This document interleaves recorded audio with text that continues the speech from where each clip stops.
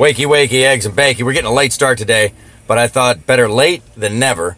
And so I need to share this and that's what I'm going to do. So bear with me while I do that. We are going to talk about a number of things. It is Get It Off Your Chest Friday.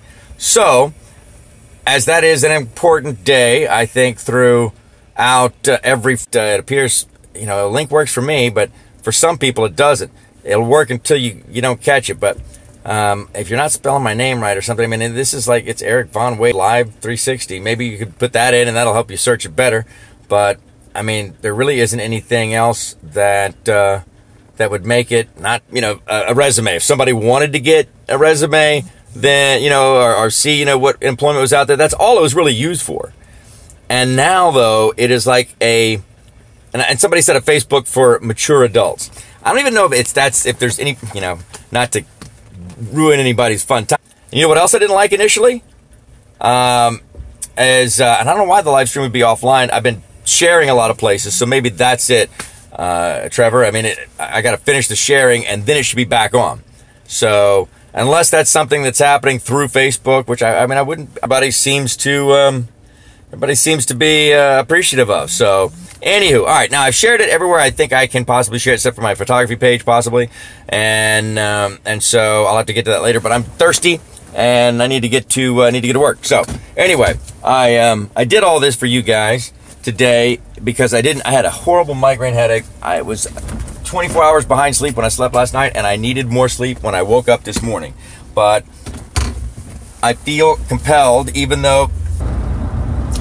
Okay, we've reconnected, and I appreciate that, Trevor. I hope that you're able to, reconnect and see what's going on here. I got plenty of gas. That's good. All right, I can make it work. But it's difficult because really I could devote to just YouTube exactly, and probably a little bit more than what I was doing when I was on radio, and I plan to do that. And I see how this will work in conjunction with all the other things I want to do. Good. I'm glad you see me now, Trevor. I love it. And I like seeing people that are there commenting. I love it when you say good morning. It's one of those things about the previous venue that I was regularly using. Well, one, I had a built-in 5,000 that could have been tapped into, or were in the early days for sure. And then on the other side of it, I like the feedback of people saying good morning. It really is a nice thing. I'm the type of person, even if I'm tired, grumpy, in a bad mood, I try to make it a point to put on a happy face when I meet people I work with every day. And even those people that I don't work with that are friends of mine, I try to give. If you fake like you're in a good mood long enough, you will get into a good mood. And it's Get It Off Your Chest Friday. I plan to fully do that. And it seems this new paradigm that we exist in is one in which people are less likely to call in and participate with opinions. And I think that it very well may be a residual consequence of reducing what is already a very small portion. I think they say realistically less than like 5% of people who are, attached to a program, whether that would be television or radio, in this case radio, less than 5% are the type who will actually call in. And Corpus Christi, I think, is even more restricted because people have a lot of opinions, but I can't help this.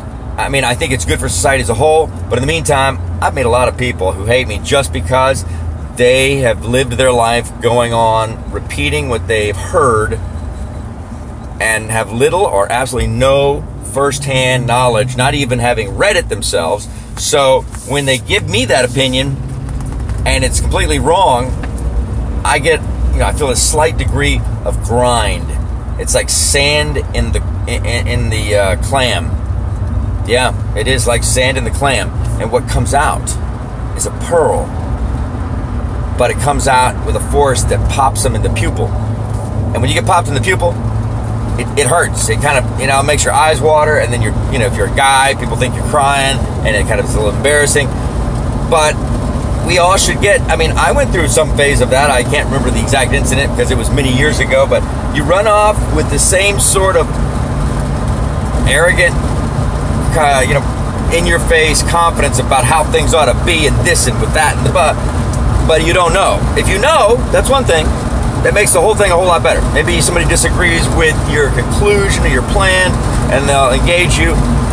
That's where you shouldn't always talk like you're telling everybody how the cow eats the cabbage, though. That's just a little tidbit. The things I tell you, don't do everything I do. I'll tell you right now, there's things I know I do that I should bet, in regular circles I won't do, because it's just gonna start conflict unnecessarily, and it's not the time or the place, or there's nobody that has any feasible possibility of changing their mind at that moment.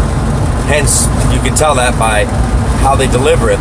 But if they pick on me or try to sting me for some reason, and I didn't, they come to me, I'm not starting a conversation, well, then I will take it to task. I'm not going to call their mom names, not going to call their dog names, not going to insult their physical appearance. No matter how it goes, that's not me. But it's worse, because what they placed all the value in was, here is the essence of me laid out, and I feel 100% fantastic about it, because I'm the smartest guy here. But it's a false paradigm. It's a false image, because you're repeating what you heard that sounds right. You're assuming all the situations and circumstances that were necessary for what was said to be this perfect answer were all accurate. And in every case, that's not. It's impossible to be true. Everything we think cannot be completely accurate, even if we read it. But the worst, in my opinion, that causes unrest in society is when people have never read or experienced firsthand. Because that's the other thing, is that, reading it, I'm throwing that out there as a lesser of two evils sort of a thing, because people will write articles, make documentaries, and present it like, hey, we found the whole truth. And what they found was a hole with their head in it, and it's attached to their alimentary canal. And there is no possible way that they can't know it. They just like it there because their ears stay warm. And, and it advances an agenda. If you have to advance an agenda by knowingly fabricating or misrepresenting, creating delusion, then your agenda should be glaringly obvious to yourself that it's wrong. It's sometimes very hard to persuade people honestly and openly, because it'd be great. You ever see that? HBO had a great example of this. Ricky Gervais was in it. It probably wasn't the funniest thing he's ever done, but it had a great concept. It was a movie, maybe. It was but it was maybe a movie for HBO, I think. The Origins of Lying. I think that's what it's called, The Origins of Lying. In which he lived in a society where no one told a lie of any kind. And they took it to an extreme for humor's sake. But you could live in that society and not have it be where, as they depicted in this situation, people would just say, your butt looks fat in those. And they would say, oh, that really hurt my feelings. I'm going to go home and cry in the fetal position. Whatever it was. In a society where people told the truth as the standard, instead of people lying as the standard, your degrees of extreme would be less, because the polarization would be moved. But it doesn't mean you have to disclose everything. It's not truth serum to tell the truth. You can keep your mouth shut and not offer up information unnecessarily. Now, if you have information that's pertinent to the inquisition of someone that you're involved in a relationship with or other such things, then intentionally withholding information that is relevant to their inquiry is a form of lying. But in general, no, you have a right to remain silent, and that would still be there. But that aside, funny movie. But when the first guy, Ricky Gervais, discovered that he can lie, and because no one knows what that is, because no one's done it, that he can have anything he wants.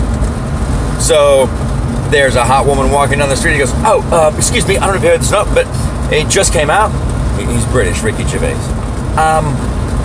The world is going to end unless you and I go have sex right now. Oh my God, are you serious? Well, let's go. Let's go. We have to do it for the human race. Yes, let's go. But then he also had a conscience. And so that was a new development, clearly, based on how honest and full disclosing people were in their interactions prior. But he didn't do it. I guess I'm proud of him, I suppose. She wouldn't have known any different, though. She'd have been happy. And think about how excited she would have been at that moment. of climax. She saved the world. Who can do that with, an ode? So, but yeah, it's a quirky, cute kind of little thing. Ricky Gervais is very funny in some instances. And so, you either like him or you don't. He's not lukewarm. He's either hot or cold for you. But as I say this, like Fahrenheit 9/11, that one got me like to no end.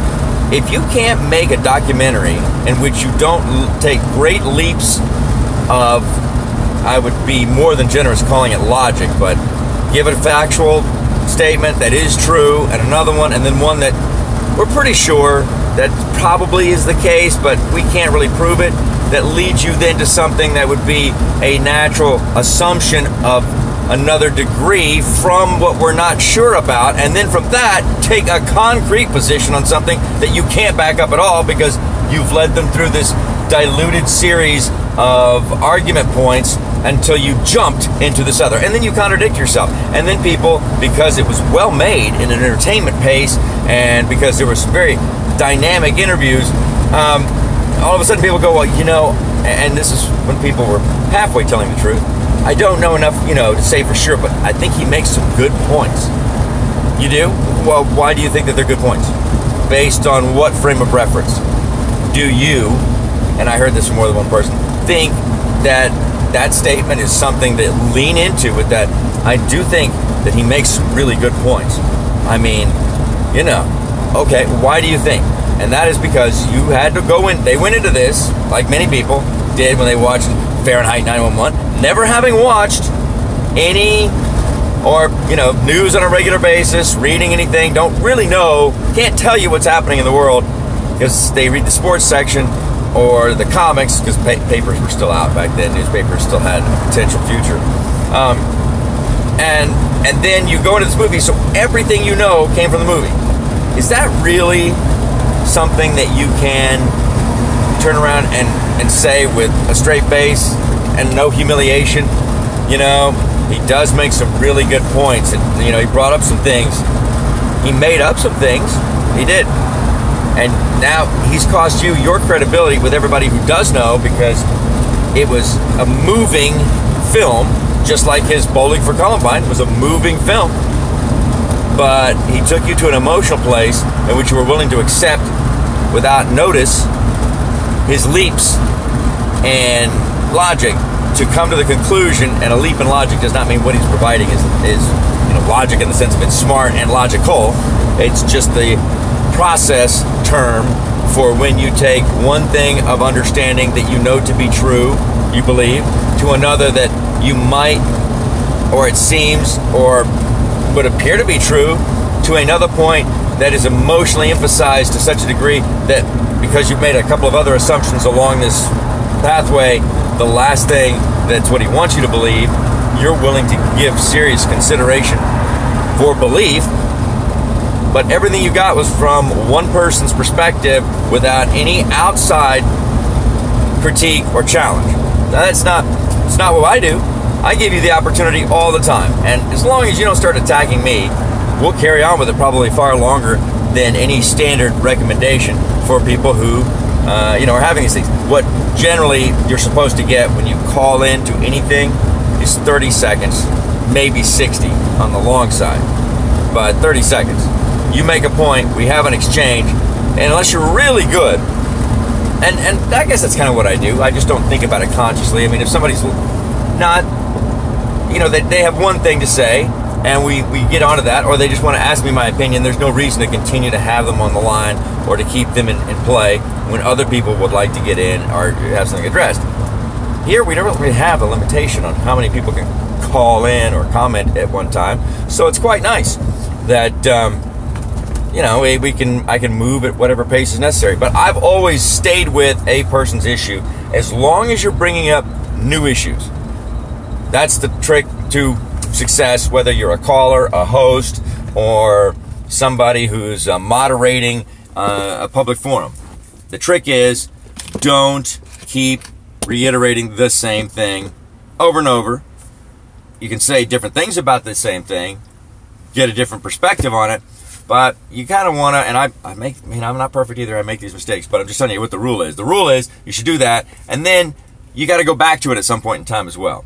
That's where I could definitely, come to a tight point that you can stop, introduce another subject, get somebody else's opinion, and then you can come back to that in another 15 minutes. Whether it's, and that is really a truth and a standard, whether you're giving a talk and it's just people and everybody that's there in the venue, it's on location, or whether it's a video, you're one of those who volunteers or is fortunate enough to be selected as any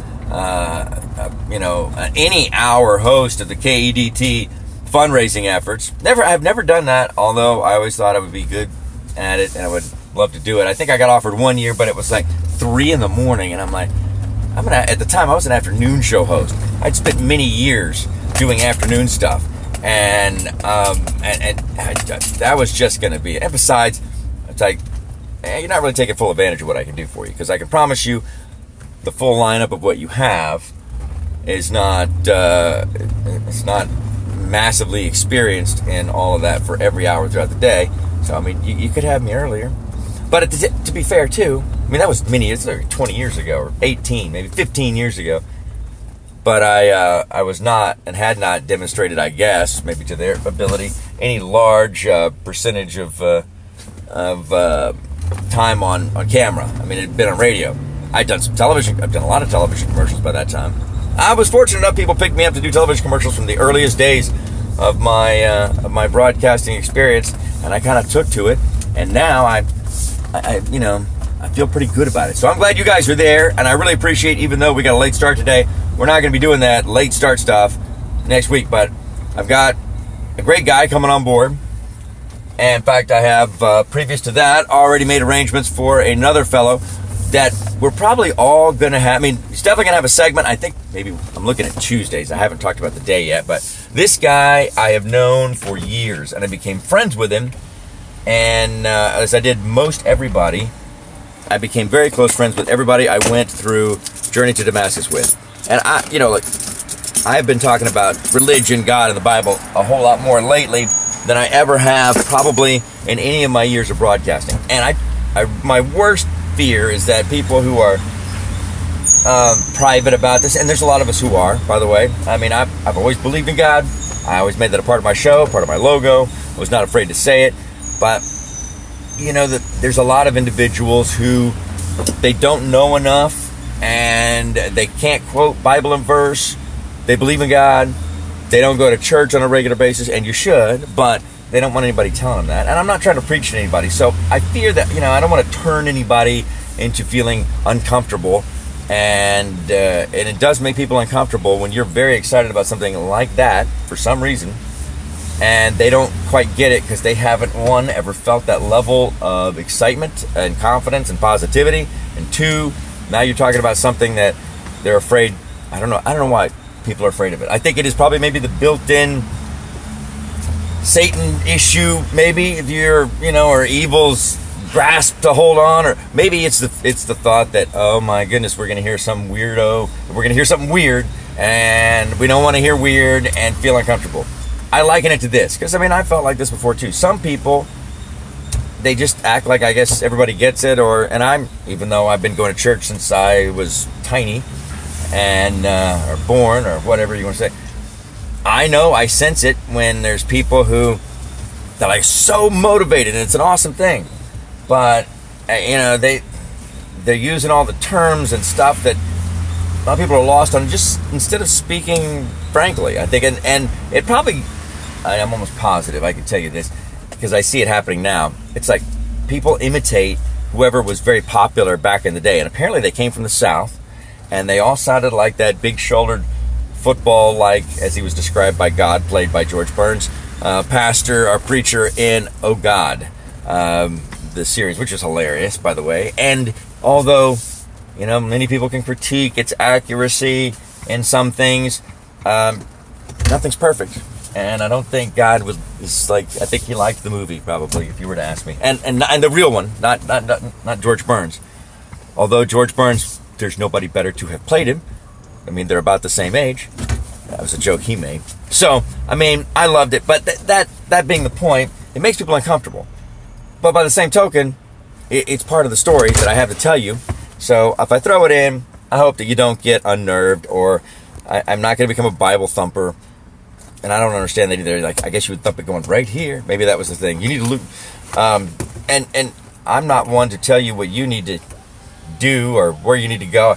I think most people just, they've had pushy people that overwhelm them with this stuff. And it's like Amway. By the way, Amway is actually a good network marketing company now. I am not going to sell Amway. I don't have the time for that. And there's greater profit margins in the things that I'm doing. And so I'm going to build new business structures, but I'm going to tell you that Amway is not the Amway it once was. Amway is a network marketing company, and they call it incorrectly a pyramid scheme. But the reason why I say that it's good, I didn't say that it was the best business to invest in to make money. If you have an influencer status, like myself, if you wanted to, I mean, I'm not bragging, it just is, but there's a lot of bigger influencers. If you're a basketball player, if you're a whatever, and you got huge notoriety, you have the ability to gain a lot of people in your network lineup. I mean, they're under you started this, your own little company. It's like a franchise, I guess you can analogize it to. And so you hope to get people who are really good at getting people underneath you. And if you know a ton of people, then your net is very wide. And with a wide net, you can likely get some highly motivated and skilled people just by the sheer numbers. So if you build a big network underneath you, that's how you make money in network marketing businesses. Not by what you do individually and getting people to buy the product. That's how the people who started it and run it make a profit. There shows a possibility to do it, but by the time you get done with everything else and how challenging it is to get people to do, where you make the money is by getting lots of other people to open up their own little Amway business underneath your Amway umbrella. And the thing that makes it a good company, as I was referring to it though, even with the challenges in people exhausting their efforts and ruining friendships by always talking Amway. Well, you just shift your focus, and I guess they probably coach you on this now, but the products that they offer are not like Invasion of the Body Snatcher clones of the products that you like at the store. Now, I mean, it's all name brand stuff. You can get great, and if you're in it and you're doing all the minimum stuff like you're supposed to, the discounts that you have on things are just amazing. So it's worth it for that. There are other ways to get those same discounts, but if you're going to try to create a business or start wealth, and you should have multiple streams of income, and you have to take advantage of these things when they come about. Maybe, a network marketing business is the means by which to gain a little more capital than you currently have. And you're going to do that by getting more people in the business underneath you, not by exhausting yourself trying to work it like another full-time job, although you can and you should to market it, to get it out there, to get the other people. But just selling the product, you're really not using it towards your best. And there's a cap somewhere, and for most people anyway, unless you happen to be a celebrity or superstar that can get you to that diamond or double diamond status, or somebody willing to help you get there that has that influence already. It may just simply be a means by which, and it will perpetuate itself, but to get capital to start something else that's similar or but different or whatever. You need to enjoy it, whatever you do. That's number one. If you want to gain wealth and security with income, you need to select things, if you're going to work it, that you enjoy working. Now, if you're an investor, let's say you're part of the C10, the Coastal Angel Texan Network, and you're there to help diversify your portfolio, then you can invest in things that you think are a good idea and that have a good exit strategy, a likelihood of being successful, and you're helping entrepreneurs, which is all, again, a part of what I say. If you want to be more successful, you want to have all that wealthy lifestyle, then stop thinking about yourself. Focus on what you enjoy doing for your work. And if you don't enjoy doing what you do for work, find something that you do and do that, and think about who you're servicing or who you're providing a product for, and try to provide them the best that you can do, better than anybody else. And you're doing it because you're trying to help them. And that's where the phrase, if you're good at anything, never do it for free. Yeah, do it for a reasonable, fair, competitive price. and do it because you're good at it and you will benefit. I mean, like my cutlery, our cutlery with Armory Outfitters USA, I sincerely believe is the best quality Damascus steel cutlery in rugged construction and fit and finish, and it's going to have even more of that with the styles that I'm developing, have developed, the designs, the fit, the finish, the materials. I'm just making it for an American market by tweaking some of it a little bit. Maybe some of it some of it I don't have to tweak at all. I mean, you like it as it is because it's cool and it's slightly different, and it shows you what misconceptions we've had about Pakistan, because the only thing we've really seen come out of there has been low-quality knockoffs that are very impossible to police due to the pervasive nature of people who have a knowledge of how to make Damascus steel. Damascus steel was the original designer steel. It does not have the hardest Rockwell hardness. That's a Rockwell hardness scale. But you don't necessarily want it to with blades that size. And we do make fantastic D2 steel blades and stainless steel Damascus, which is rare, and it's a higher grade as well. And that creates another degree of hardness. But it's an experienced master knife maker that knows how to temper whatever particular steel he's utilizing. And back in the day, they didn't really even temper a whole lot with Damascus steel. It was called crucible steel, and it was the sword breaker steel of whatever weapon was made from it, because blending these two types of iron and steel together gave you not only a beautiful finish that was unintentional, but it gave you a high carbon content, which made the metal very hard. And it was like when bronze first came out. Iron swords shattered when they were hit with bronze. And if you compare bronze to what we have now, you're going, people actually use this? Yeah, they would bend and you hit something hard like armor with it, and they weren't very good very long. So that's a lot of secondary and third tier weapons were oftentimes used. Your shield and hammers, and because they were less likely to become impractical in battle once they around somebody's shield. So, and then we had, but Damascus is even better now than it ever was, because the way that they're making it, the materials they're making it from, and a little bit of a special tempering process makes all the difference in the world. So you get both an edge holding ability, and you have a beautiful looking blade, and it's flexible enough so that it doesn't become so brittle as to break.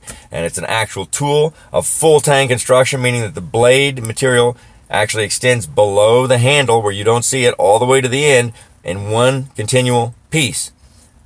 Everything else that's been coming out of there is either a shortened stub that doesn't go the full length of the handle, and that can break and come loose, or it has a cheaper piece welded right below the hilt so you can't see that. And they're presented not by name but by style and look, as if it's this is a legitimate, this is where it came from. They copied it from my partner, which is the premier manufacturer of many things that we will be putting our own style and design to, and leather jackets and garments on through boots and you name it, and then taking contracts for all these things everybody else wants to have manufactured somewhere else, because we could do it less expensive or as the same price, competitive, but better quality. But I believe in most cases it'll be better quality and less expensive. And volume manufacturing is where I really want to be, and then we can export portions of that manufacturing I'd like to bring here to Corpus Christi once we get things going. But you can help me out with that. Armory Outfitters USA. I'm sure you need a knife. We'll be posting some more things too. We make jewelry. Great look there, especially with the trend that exists currently in men's wedding bands. Everybody wants something rugged and tough, and they don't want precious metal because they do things that are rough and scratchy, which I think is a pretty good idea. I mean, they're using tungsten or other such things. We are using Damascus, which gives you, I think, the best possible non-precious metal substance for a wedding band, because it's symbolic. You have two metals blended together that become one, and yet you see the distinct differences in the layers and the waves that formed when they blended together, as any partnership or relationship should be. You do become one, but you don't lose your distinct identity that was your separate personality or interest before you became one. Texas girls are great. They're some of the best in the world, but they have a really bad problem, and it's not just Texas, but it's kind of a cute thing as long as you're not suffering from it. Once they pair up with a guy, dating seriously, and then certainly marriage, they have a tendency to forget to have any interest in anything except what their man does. Now, I love being the center of somebody's world to an extent, but I don't want anybody to feel like they have to become me, or as a comedian once said, I don't need somebody that truly needs me. Like, wanting me over anybody else, yes. Most favorite person in the world because of love is fantastic. But truly needing somebody is oftentimes the truth, that feel like they need this person in order to be able to exist.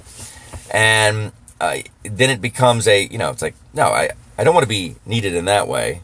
Then I'm like a teat that you don't know how to get food anywhere else, so you have to need to nurse on me. That does sound still like something you would like, or maybe be enjoyable, so maybe not the best analogy, but you get what I'm saying. I don't want to be a teat. You can treat me like one, but that's just for fun. So you want somebody that just wants you over everybody else. Earthly human person, right? And because there's the worst heartache in the world. I'm pretty sure I've felt it. My one weakness is that when I do fall, I fall hard, and it is a feeling that's addictive. I can't imagine any drug being as good as that. If somebody could find that, whatever it is that I feel, I put it in a bottle. When in those couple of rare instances, only one possibly genuine, the other was somebody capitalizing on the moment to, anyway, we'll get into that. But if you could bottle that, nobody would do heroin, cocaine, or I don't know, what is the other, I'm sure we've got another drug out there. Oh, Tide Pods. Nobody would be putting that in their mouth. I can promise you. They'd be putting me in their mouth. If it was an oral. Yeah. It's, sometimes I try to come up with double entendre, and I fail. And other times, it just won't stop. I realize it, but, we haven't crossed any lines yet. So, yes, they would be doing me. Still, not helping the whole thing. I'm trying to impress upon you that, man, it is a strong and phenomenal, contagious to the other person, seemingly sensation, to an extent in which you really have that rare epiphany of feeling as if you get completely something that you never did before, and the greatest poems of love, or movies, movies are pretty good too, but truly the classic works that were deep in many ways you studied in school, you didn't fully understand exactly what they were talking about until all of a sudden that moment with that situation, it is so strong, you almost have an ESP connection. No, you literally do. You can feel what that other person is feeling, not know why, but it doesn't matter. You could be 100 miles away and still all of a sudden go, they're not feeling good. Something's wrong. It's usually a disturbance in the force. And it's a euphoria that is narcotic-like, I would just have to say. Once you have that, you're willing to risk, probably too much in order to be vulnerable again. That's a great thing, because that's the only way you're really going to find love. Protecting yourself, making calculated, logical decisions in all situations. That's a fine line too. I have to say this because that's an excuse a lot of women use, and myself included, to cast the obvious aside and hope for something that you have no evidence, but lots to the contrary, will not come to fruition. Meaning, like, they're ever going to be faithful, loyal, or stop this, or that there's nothing of substance to all the red flags that are so numerous and frequent that it looks like a sign of the apocalypse and the sea has turned to blood. How many red flags? Sort of a thing.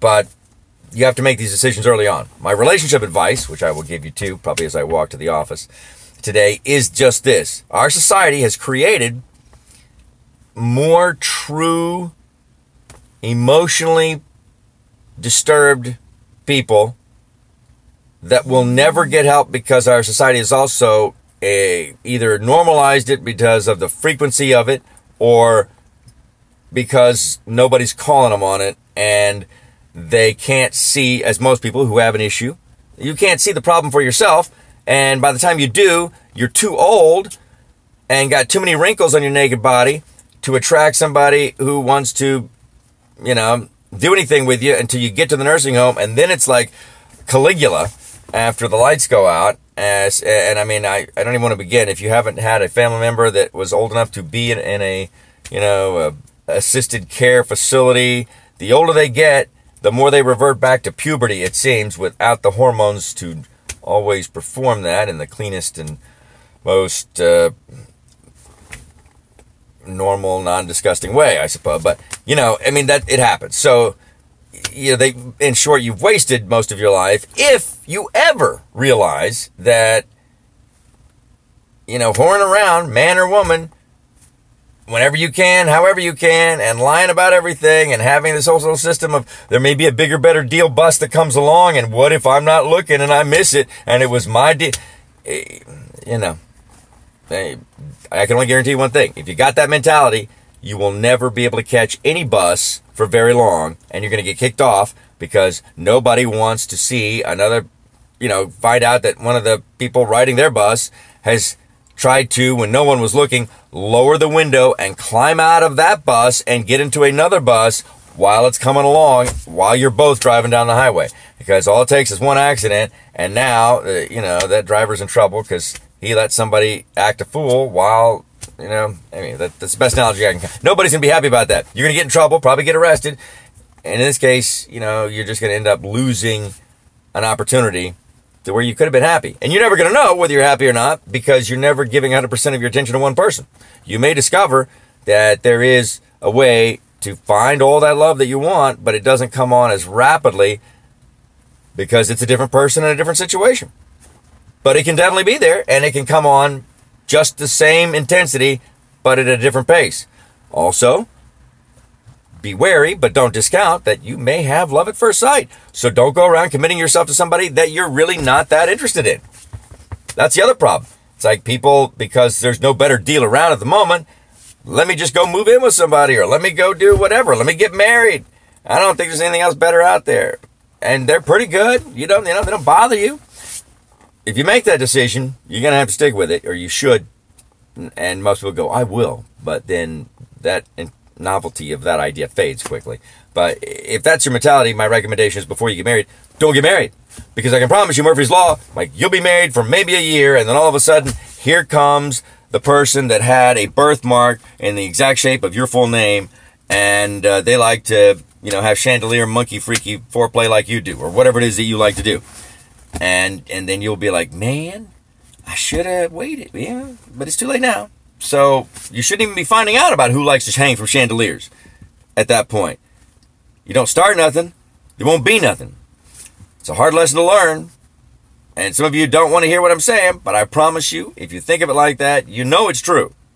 Now here's the leap of faith that even I, probably would have taken on my own. Well, I did take it on my own. So never mind. Yeah, I did. But it wasn't an easy lesson to learn because you don't think it's going to be true.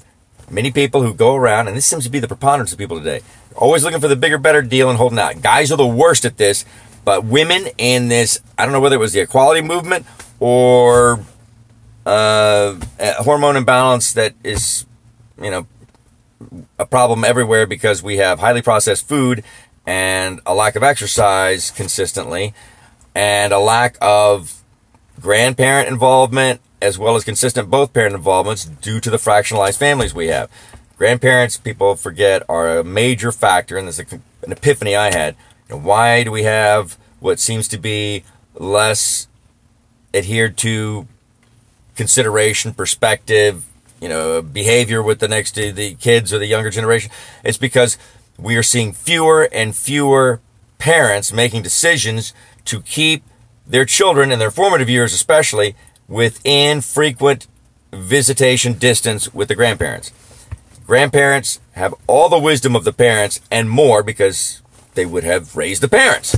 And they make fantastically superior babysitters, and in most all cases are overly enthusiastic to facilitate that because they get to see their grandkids, spoil them, in a healthy, nice way, and then hand them back over to the parents to deal with the crying and the whatnot and bathing to put them to bed. And grandparents are fantastic. They make a huge difference because my grandparents made a huge difference in my life, and my mother made a decision to sacrifice moving to San Antonio and Dallas. She was living in San Antonio. Actually, she moved back when I was a baby because she wanted me to be close to my grandparents.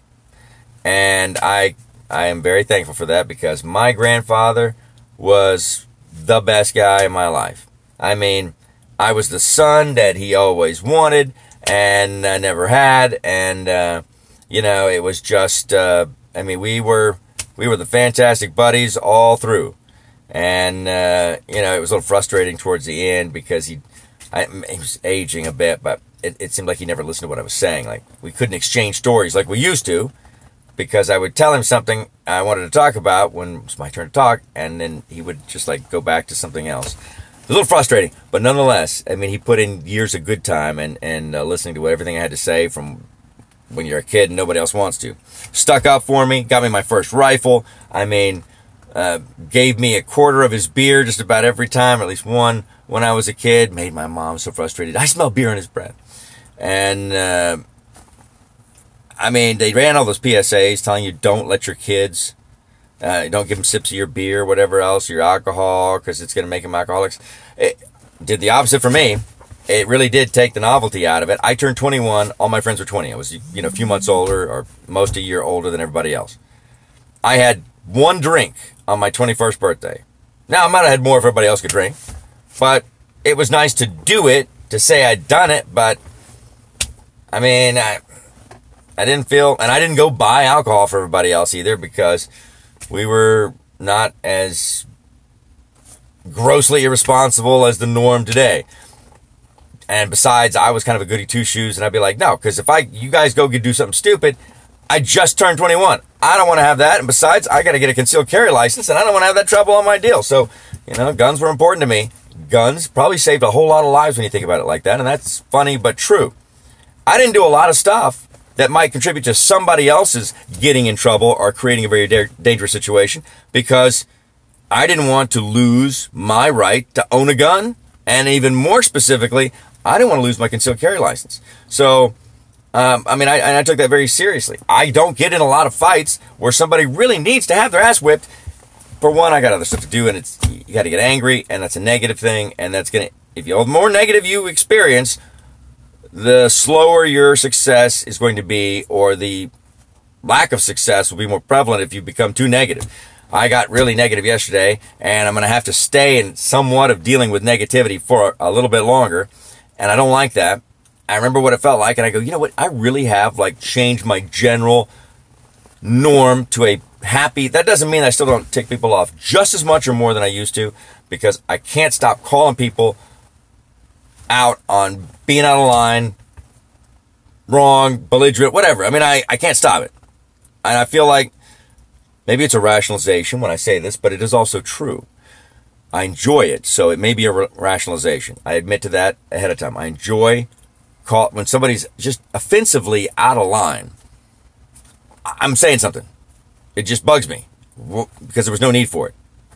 They're just trying to throw their weight around, bully a little bit, be offensive because they didn't like something that they should not have worried about so much. And people turn the volume all the way up on some minor irritation. You're going to get all bent out of shape with me or to somebody else in front of me. I'm going to go, hey, I will argue with you and stay cerebral. And most people, when they can't do that, then they try to get physically. But that's not going to work either because I'll go there too. I'll defend myself, and I'm not in the least bit afraid of anybody out there except for a few people who wouldn't do that, and they're not even in this country. So I'm not, the people who would be something to worry about aren't going to ever act this way. And, but that also, being prepared for any situation, that's part of being prepared, eliminates people from acting that way. Unless they have an agenda, and they're not going to do that because they're going to be dishonest. So they're not going to do something in the light of day in front of everybody. They're not. So that's not a problem. It puts things in perspective. Stay cerebral. That's where it should be. And we can have an impassioned argument, but I'm going to tell you, this is wrong, and this is why it's wrong, and you're not going to be able to survive the sting of being wrong. And maybe everybody else will learn something. That person rarely does. But everybody else watching is going to go, you know what? I'm not going to do that because I don't want to be that person. It's like I stopped ever getting mad to the point in which I was huffy or even feeling negative about how I was shooting during a shooting competition because I saw somebody take it to an extreme that probably represented something I did when I was in my late teens, and it made me ashamed because I didn't want to be this guy who had a gorgeous wife and a daughter that was shooting fantastic, and we're out shooting trap, and maybe it was skeet, might have been skeet, and he was in a bad mood because he wasn't shooting as well as he wanted to, and he lost the perspective to give consideration to his wife like he would a random woman he just met. Guys, that's our biggest regular flaw, is that you start taking them for granted and then you get irritated at every single thing they do. That doesn't mean you're not going to be irritable and snappy from time to time. I don't know that you can avoid that. If you can, great. But I'm talking about you're going to take out your bad mood whenever it happens on them, and it was clear that was the case. And he's just like talking her down and making her feel nervous and like jumping her stuff because she's missing shots that she should know, supposedly. I'd never seen it before. But he's throwing a little hissy fit. He's throwing a little tantrum. And I'm going, you got a beautiful wife and a daughter that's watching you treat your spouse this way. So not only is she seeing it, but this is the example that you're giving to your daughter. And, you know, you're teaching a beautiful young woman that it's okay to be treated by the guy in their life by how you treat her mother. I mean, that's just like, yeah. I mean, nobody should be treated that way, period. I'm just emphasizing the fact that it's the wrong thing to do. And so he ends up storming off after a while because she was then missing even more shots because he's right there behind her. He goes, you're taking your head away from the gun. You're doing this. You're doing that. And he's just barking at her. I also learned another thing from that a little bit later on, that you don't realize this when it comes to your significant other, but when you're teaching them to do something, especially shooting, it's probably true in a number of sports. I've just seen this enough that I can tell you it's absolutely true here. Don't try to teach your significant other how to shoot anything. And it's tough because you want to, because you're so excited that they want to get in and do it. Now, after they become proficient, maybe a little bit different situation. But I realized this when somebody videotaped me giving instruction to my mom. Now, I give instruction the way I received it, which is very direct, no curse words or insults, and it's designed to make you a little bit uncomfortable and nervous because it's combat training. Now, that's probably not how I would coach shotgunning or whatever. It's trap and skeet. I don't know of anybody that ever had to save their life because they were attacked by a trap or a skeet. It's a clay target. And it should be fun. And when it comes to young people in particular, you don't want to, I wouldn't use my approach. But it is very effective because if you're trying to learn to use something that, like a handgun for self-defense, you need to get used to feeling a little uncomfortable. And I can tell you right now, I know people that if you know, as an instructor, don't take some instruction, you're going to mess up. I had a whole bunch of guys one time. They all instructed people every day. Now, they didn't have the knowledge to be as good as the people I was helping, and I was only helping them. They're better than me, for sure. But I was assisting them, and I didn't realize what benefit, one of the biggest benefits I think I've ever received from all the shooting and all the classes and all the training I've been invited to go and do, is that the volume has been turned down significantly on anxiety from the intensity of a moment. And when it comes to shooting to save your life, or using anything to save your life, it's martial arts, that's true with edged weapons, open hand, handgun, carbine rifle, whatever else you can use. When you don't feel the shaky anxiety of tension and stress, you'll perform at your best. It's still only going to be about 50% of what you could do without that life-threatening situation, but everyone else drops to 10% or so. I mean, literally. I mean, that's my observation. These guys, they shot every day, and they instructed people every day, and we put them on the line with some instruction, not yelling. I mean, it's not intentionally. I mean, it was very quiet, just somebody watching to observe. And because they weren't used to it, and now they were being watched, and that's in their mind, their shooting went to hell. I mean, I know they're all better shooters than that, but you have to stay accustomed to it. So every stressful situation of pressure, competition, friendly competition as it may be, where it's serious, the more you can do that, the more you can get your child involved in that, the greater results that they're going to get throughout the rest of their life. And I mean, I had to overcome a lot of other hurdles. I know that there has to be the average person that if they ran in as many competitive races, if they did as much stuff as I did from the earliest time that they can remember, would have gotten over it long before I did. I didn't get over it till I was 33, somewhere in there. That's way too long. I was in track and field when I was first, second, third grade, running in competitions. I was playing volleyball, baseball, softball. My parents wouldn't let me play football, and they wouldn't let me box, and those were boxing, I think, was my forte, really. That would have been my greatest skill set, I believe. And then the moment I was old enough and I didn't need anybody's permission, I went skydiving. And I loved that. And that's something I was really good at, and I just have not had the opportunity to do it, or, one of these days, but I got other hobbies, So, those were the things that you look at, and it's Get It Off Your Chest Friday. So let me remind you, please subscribe to this and share this. I haven't said that in way too long. I'm going to set myself a little schedule when we do this on the regular. But I've made some arrangements, and I believe I have now expanded triple the size of Just Me for Social Media Moguls, and I'll introduce those as soon as we fine-tune everything. But I'm really excited because both of these guys are incredibly talented and have shown me, in my time of knowing them anyway, that they're people who follow the number one thing that I have, and that is integrity. Honesty and integrity. Character. Before you begin to do anything in any area or field, you need to have those things.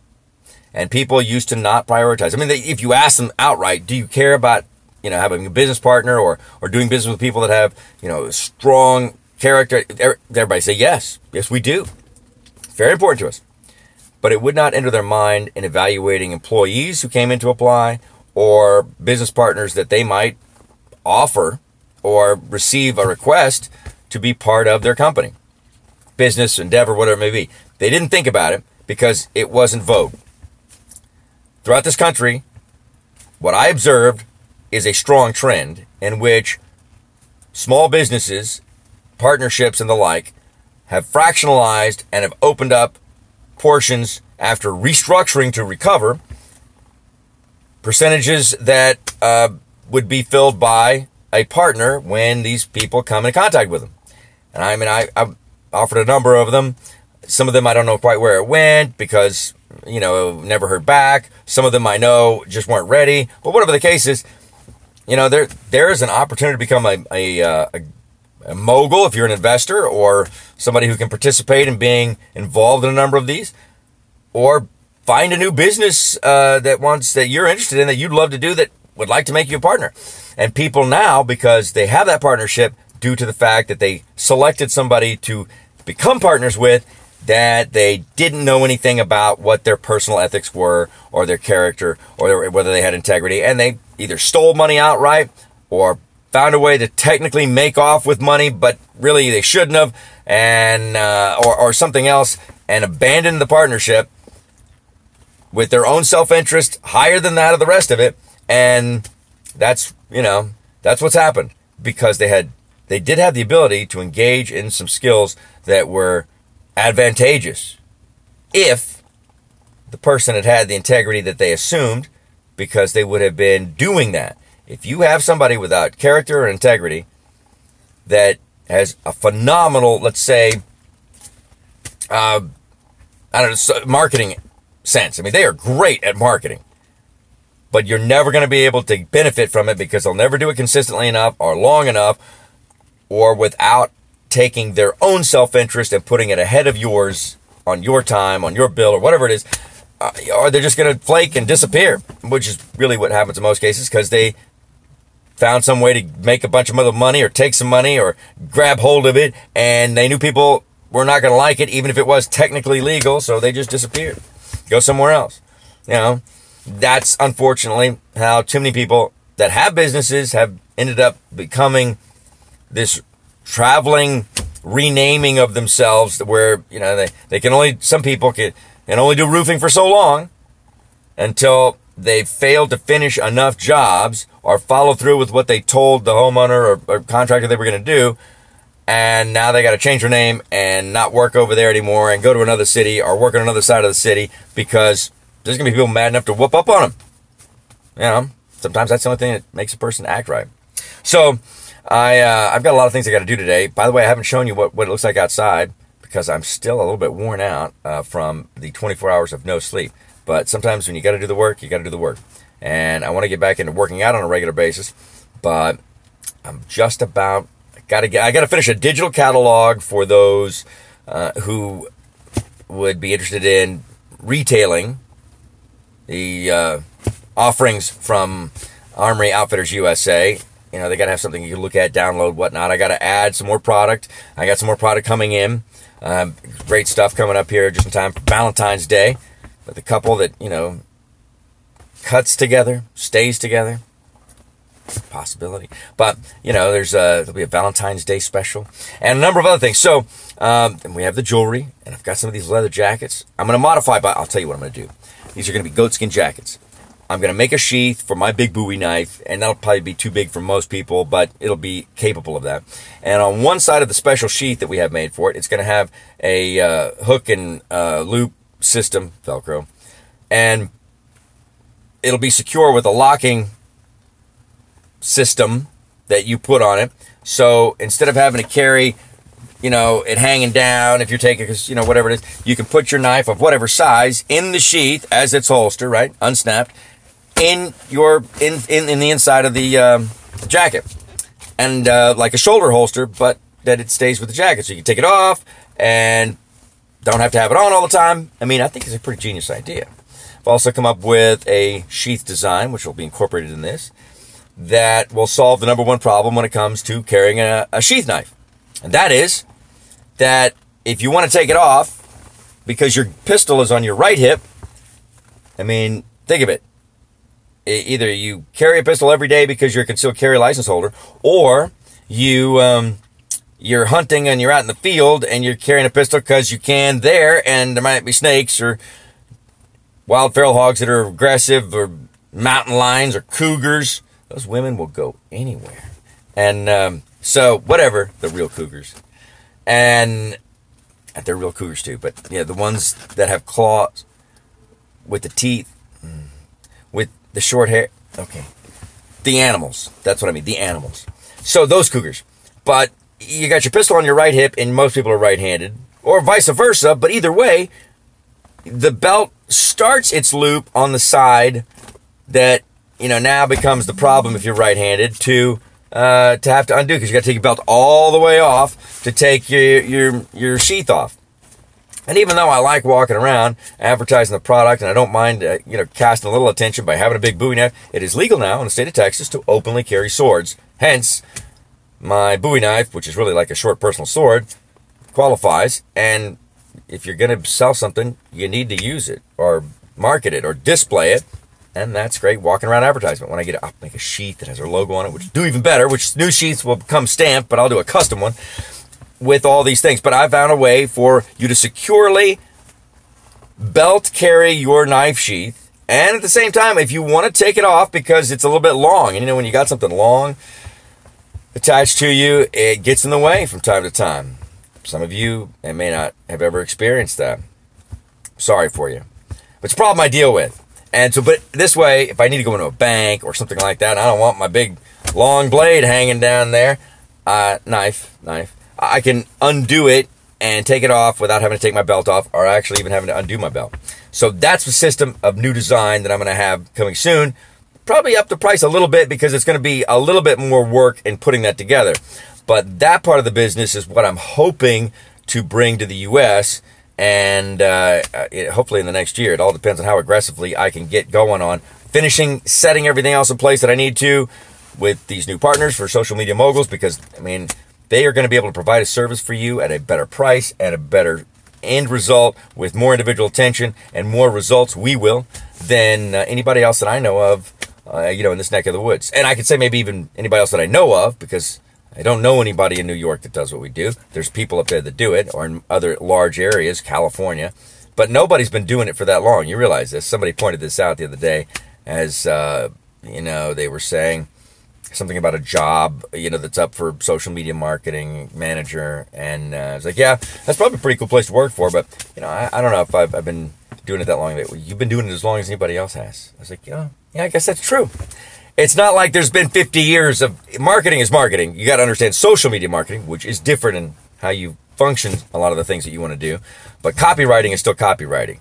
And if you don't have a good idea about how to talk and how to sell stuff, if you can't sell, it doesn't matter. But in addition to that, social media hasn't been around as a significant marketing tool for that long. It's a revolution that's happened and most people don't realize it because it's happened so fast that by the time a lot of people figure it out, places like Facebook may not be the place where anybody actually uses it. It may be, and I'm going to tell you right now, you should start taking a serious look at, and I'll tell everybody a little bit of tidbit everywhere you want. If you want to advertise yourself or your business or your product or a business you want to start, I'll tell you everything you want to do if you don't have any budget to spend. Because very quickly you will find out that to do it right, it takes time that you need to be doing this business that you wanted to start. Unless you want to start a social media marketing company, and then I won't help you.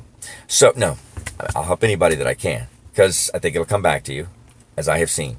But this revolution happened because of Facebook, and much like Moses, because he didn't heed the warnings of God, the higher power.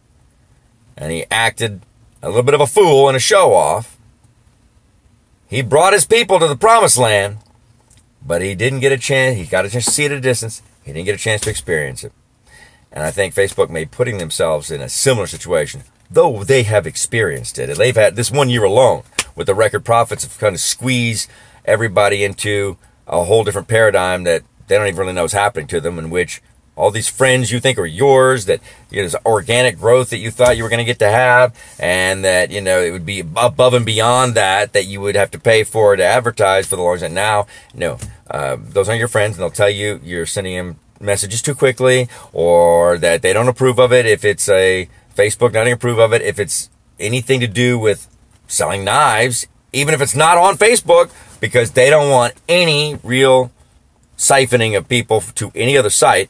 And on and on. It's a bunch of inconsistencies, and they're irritating, and they don't care about irritating because they don't like anybody that has a differing viewpoint of the world than they do.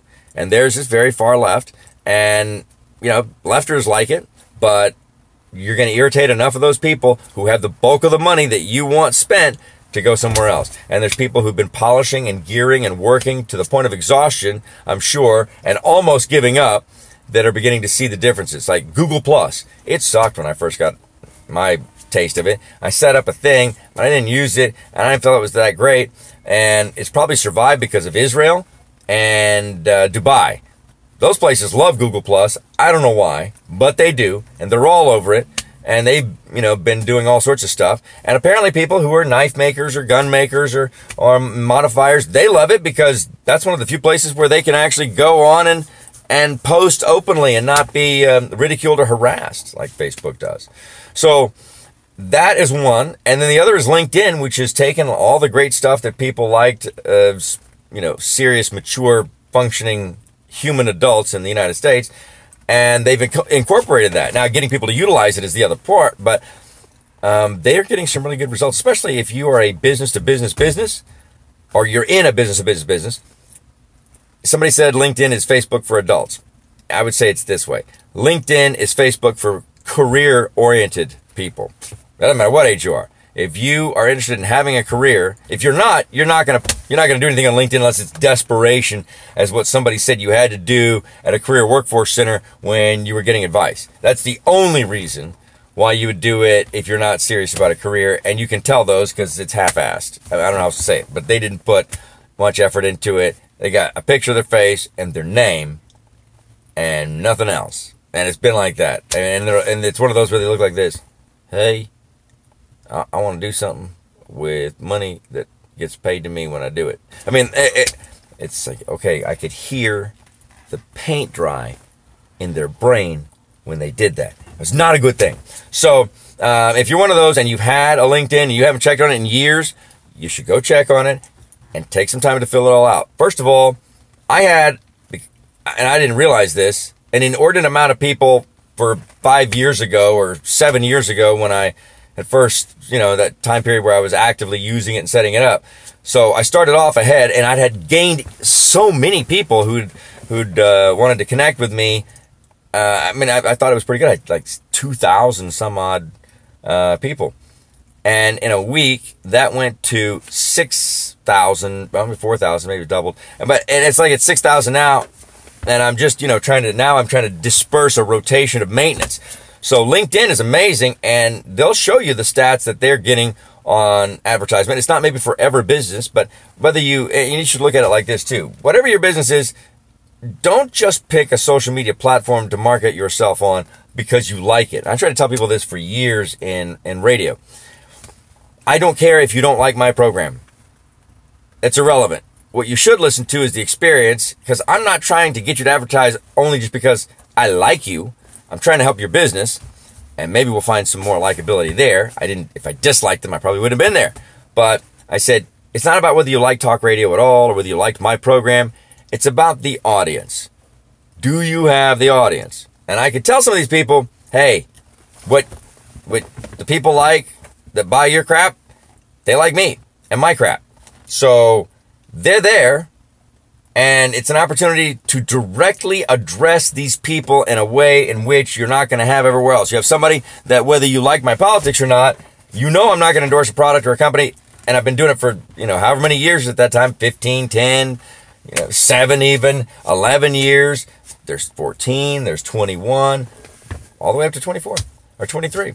And so after that amount of time, whether they know anything about me or not, or they just started tuning in, no one has any substantive question or doubt about whether or not there is a good product that I'm talking about. Now, maybe it's a little bit more expensive than they want to pay, because getting good service and people that back their products, that takes some effort. So they might charge a little bit more, but not always, not often even.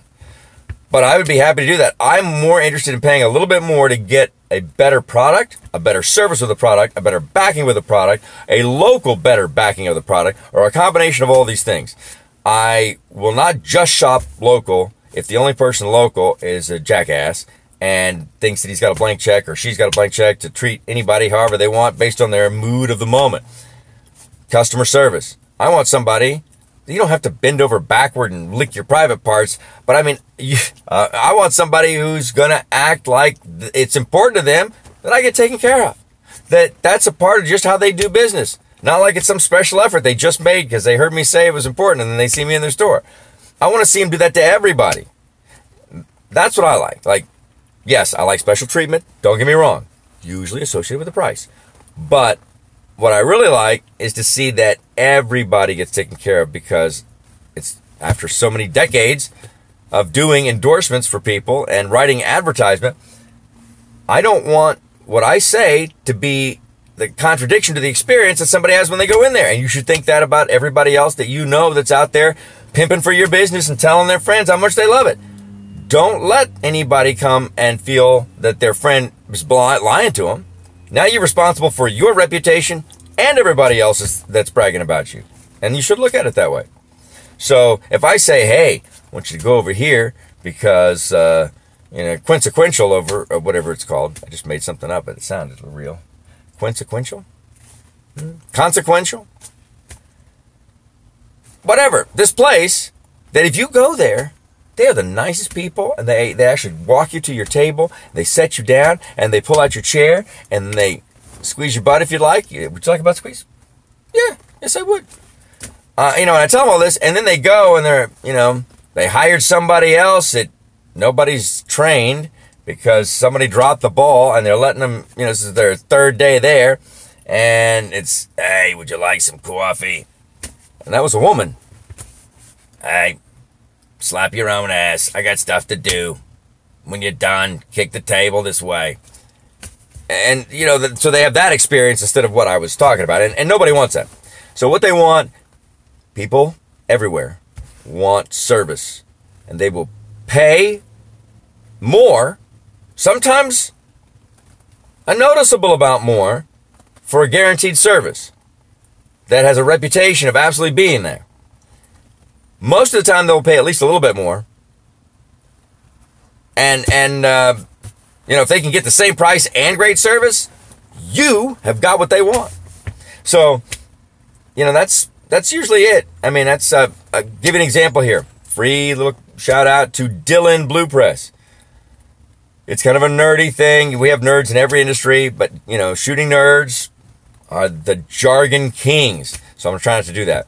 But it's called Blue Press because they're all painted blue, and it's a reloading press with a lever that presses things into specially shaped voids called dies, and this reshapes your brass and knocks out the old priming cap that causes the gunpowder to ignite, that eventually pushes the bullet out of the case, down the barrel, and out towards its target.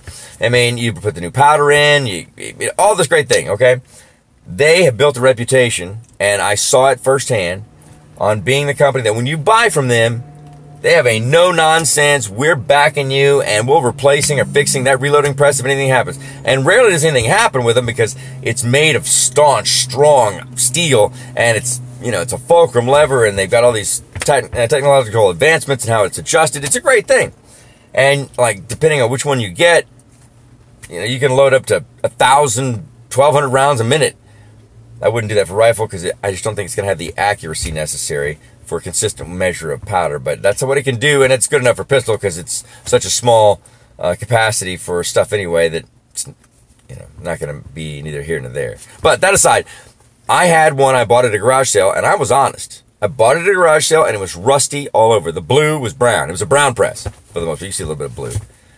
And I'd always wanted a blue press, so I sent this off to Blue Press, and I said, hey, here's the deal. I did not buy this brand new from you guys. I bought this at a garage sale. I've always wanted one.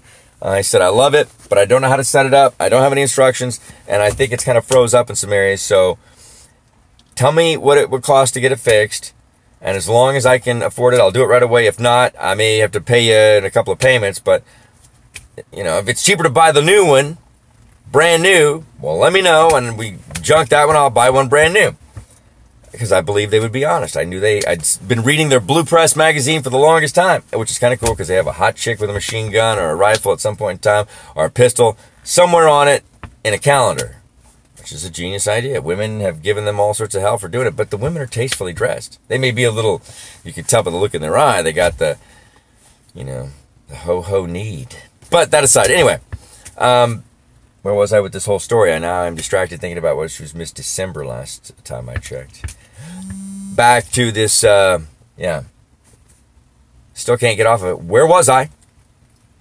Go over to, it was right on the tip of my brain. See, this is why they used to have schools where they separated the men and the boys. Because once they started having visions in their head about whomever, for whatever, then you're distracted. It is a distraction. And they've tried to tell us that that's not true. You just saw. It's true. I mean, some people, what are they going to say? Well, some children are way too ugly to be attractive to the opposite sex. I mean, would they say that? I mean, they would have to. So, well, then you can put those into school with the, but I promise you, I don't care how too ugly two people are. If you're around each other long enough, you're going to find an ugly one that you want to bump ugly with, as they say. And, so, yeah. Blue Press, warranty, stand behind your work. That's right. They're more expensive than other reloading systems, presses. But they show you why. Because when I told them, I bought it at a garage sale for next to nothing, and I did. I got it for like $20, and it was a square deal, Blue Press. Still have it. It's just for pistol, right? Just for pistol. I said, it's in 9mm, and at the time I didn't have a 9mm, nor did I anticipate owning and loving 9mm as I do today. But I said, it's set up for 9mm and 380. No, yeah, 9mm, 380, and 38 special. All the same diameter, I guess. And I said, I need a 40 Smith & Wesson. That's what I need to set up for. Because I just got a 40 Smith & Wesson, and it was much cheaper to reload, much cheaper than to buy it brand new. Because the cases weren't, all that fantastic early on. So, they sent me a brand new press. No charge. Brand new square deal B reloading press. With brand new 40 Smith & Wesson dies for my 40 cal Glock. No, it's still missing somewhere. I need to report it stolen. I'm way past time doing it. But I had a custom built 40 Smith & Wesson STI. and it would hold 18 rounds of 40 Smith & Wesson, and it was a polymer grip, and it was STI. They do some good stuff. Anyway, so but I started reloading with it right away, and they sent me all that with an instruction booklet and everything, and did not charge me for it at all. And then from then on, all my presses were registered, and no matter what happens, I mean, this guy accidentally blew up his reloading room because it was freezing cold, and his wife thought that it was smart not to let him reload in the house. She made him go out to the shed. Well, it's cold, it's wintertime, so he had a floor heater, and he knocked over an 8-pound can of powder, which normally, I mean, you can throw powder on an open flame, it's not gonna explode, but this is an 8-pound can, which I usually buy when I can because it's just economically so much better. You save so much. So, and then he jumped out the door because he saw what was happening right before, and his press was burnt to smithereens. His fault. Blue Press did not have to honor their warranty. He sent it back to them. He told them exactly what happened, and they sent him a brand new one, just like what he had. He was so excited, and they suggested that maybe his wife let him back in the house because, I mean, yeah, somehow you got to realize there's got to be some way because this stuff's going to rust. You can't make a man keep guns in a non-air conditioned place. Don't do that, because I don't care how much stuff you put on it, eventually it's going to corrode. And if he was good enough to bring into your house, bring into your body, then his guns are good enough to be inside the house, the safe, wherever. If you don't like his safe, I think it's time you lead by example, because it's not all about just men sacrificing everything all the time. It's for the family, by the way. Those guns are a better investment than anything else, and I will tell you that from first-hand experience. Even at pawn value, there is more profit to be made from guns than anything else. Got my mom calling me in the middle of this broadcast, but she doesn't know. She used to be all over the internet, and now she's got this, anti-whatever thing going on, so I'll call her back in a second. But if you notice any vibrating or whatnot, that's the reason why. So, if your man is good enough to be in the house with you, his guns are too. You can put clothes and other stuff that is not going to be as fragile out in the garage, but firearms are a finely crafted tool for preservation of life, liberty, the pursuit of happiness, and food. I mean, yeah. I mean, I got a guy, his wife's fantastic. She might be watching this, but I'm going to tell her. I'm not going to call her out, mention her by name, but your husband has been a firearm enthusiast since he was, since I was never even thought of. My parents probably were kids. My mom, anyway. My dad hasn't been a kid since the teens of the turn of the century. He was born in 1906, so they called him the teens when it was 1910 and 12 and whatnot. Anyway, he was, so, yeah. But he's kept him hidden up in an attic at one point in time, which they were just rusting away. And he's got collectible stuff like military surplus from World War I and World War II, bayonets in mint condition from the same. And he tries to, he's not good at gun hygiene anyway. He doesn't clean stuff like he should. And most people over clean now. I mean, I have a cleaning system. Outside, you got bore. You need to be very careful with that, because that's how you'll ruin your accuracy, by screwing it up while you're supposedly cleaning it. And we'll have a video on that too. But he doesn't clean them that well. He handles the metal all over the place with his sweaty, salty, corrosive sweat that everybody has, by the way. And then she makes him keep his stuff outside, and it's not good on gunpowder. It's not good, any of that stuff. It gets moist and damp, and you're ruining the properties. You're actually making it dangerous. You could kill your husband and not even know you're responsible for it. Probably not put it together. Maybe nobody else would even tell you afterward, but I'm telling you now, so now you can't avoid the guilt of it. But if you're making him keep his reloading stuff out in a non-air conditioned, non-climate controlled area. Now, if it's climate controlled, you're okay. But if it's not, you should be ashamed of yourself. Man should never have to keep his firearm tools out in humid weather for them to rust. Shouldn't have to. And, in addition to that, if somebody steals it, what are you going to do then? And two, don't make him keep his reloading stuff out there, because if you do, it's going to highly, especially if you're in South Texas, it's highly humid out here. In fact, I don't even think I need to wear this jacket anymore. I'll take it in, but I think it's going to burn off. What do you see how pretty this is over here? It's just enough foggy that it may make for a good picture. Let's see, can I turn my camera around? I believe I can. I give you the best views, and we haven't even started traveling around. But next week, I believe, I'm going to try to set it up on like a Tuesday. We're going to have one of the new members of the social media moguls, the force that it is, a force to be reckoned with, not a farce, a force to be reckoned with. But we're going to talk some tech advice that you can understand and make benefit from, which will also inspire me to throw in some social media advice on how to use certain things, because some people just don't know how to do certain stuff. I said this earlier. I'm going to leave you with this today, as we're going to cut it a little short. I guess I can turn around, but this is, that's a great view too, isn't it? Yeah. But this is what I'm going to leave you with. And I say this: be wary of anybody that has, filters on who sees what they post on social media. If you're posting it on social media, really, you should post it where you don't care who sees it. I don't care if it's personal or otherwise. It's public. Because if it's private, it's still, people can screen shoot it. They can do a lot of other things. They can get around. But besides, if it's just your friends, then you can post just your friends. But if the little cogwheel shows up, don't trust them. And I'm going to ruin this for a whole lot of players. But I'm not a player hater. Just telling you how it is. If they've got another reason for it, I didn't say absolutely don't trust. Be wary of them is what I'm trying to say. Be wary. Especially if you're in a relationship and you don't see everything. You know what I mean? So there's a number of things you got to check on. Tips for Facebook is what we're going to do.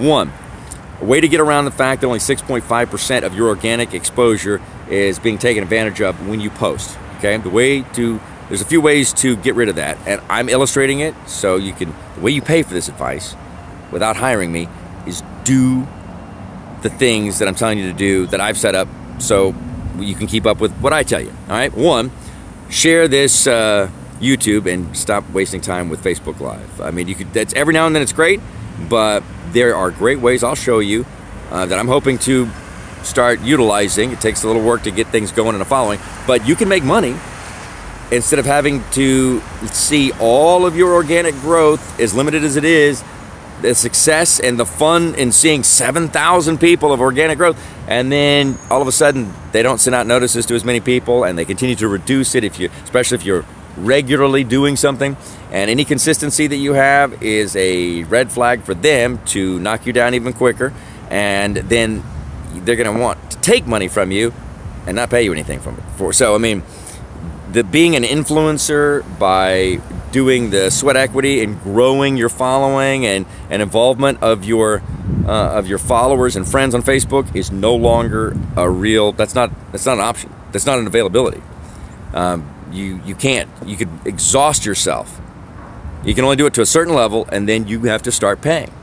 And it doesn't mean that that's always a bad idea. I mean, for some businesses, that's great, but there may be many other venues for you, and I mean, I would say absolutely there are other venues in which you don't have to lose on what you can do for yourself in growing a network of consistent posts and involvement and interaction, and they're not going to limit you, and they don't have the Facebook algorithms that do, and they're not going to try to dishonestly squeeze you into paying for marketing that you could do on your own, or that you could do on your own almost as quick.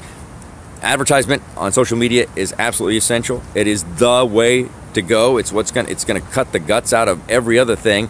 And that's why they're racing to try to put together social media marketing, and they don't really understand it. But they're going to put it out there because you'll feel more secure if the people that used to be the way did it on television and newspapers also had this social media thing.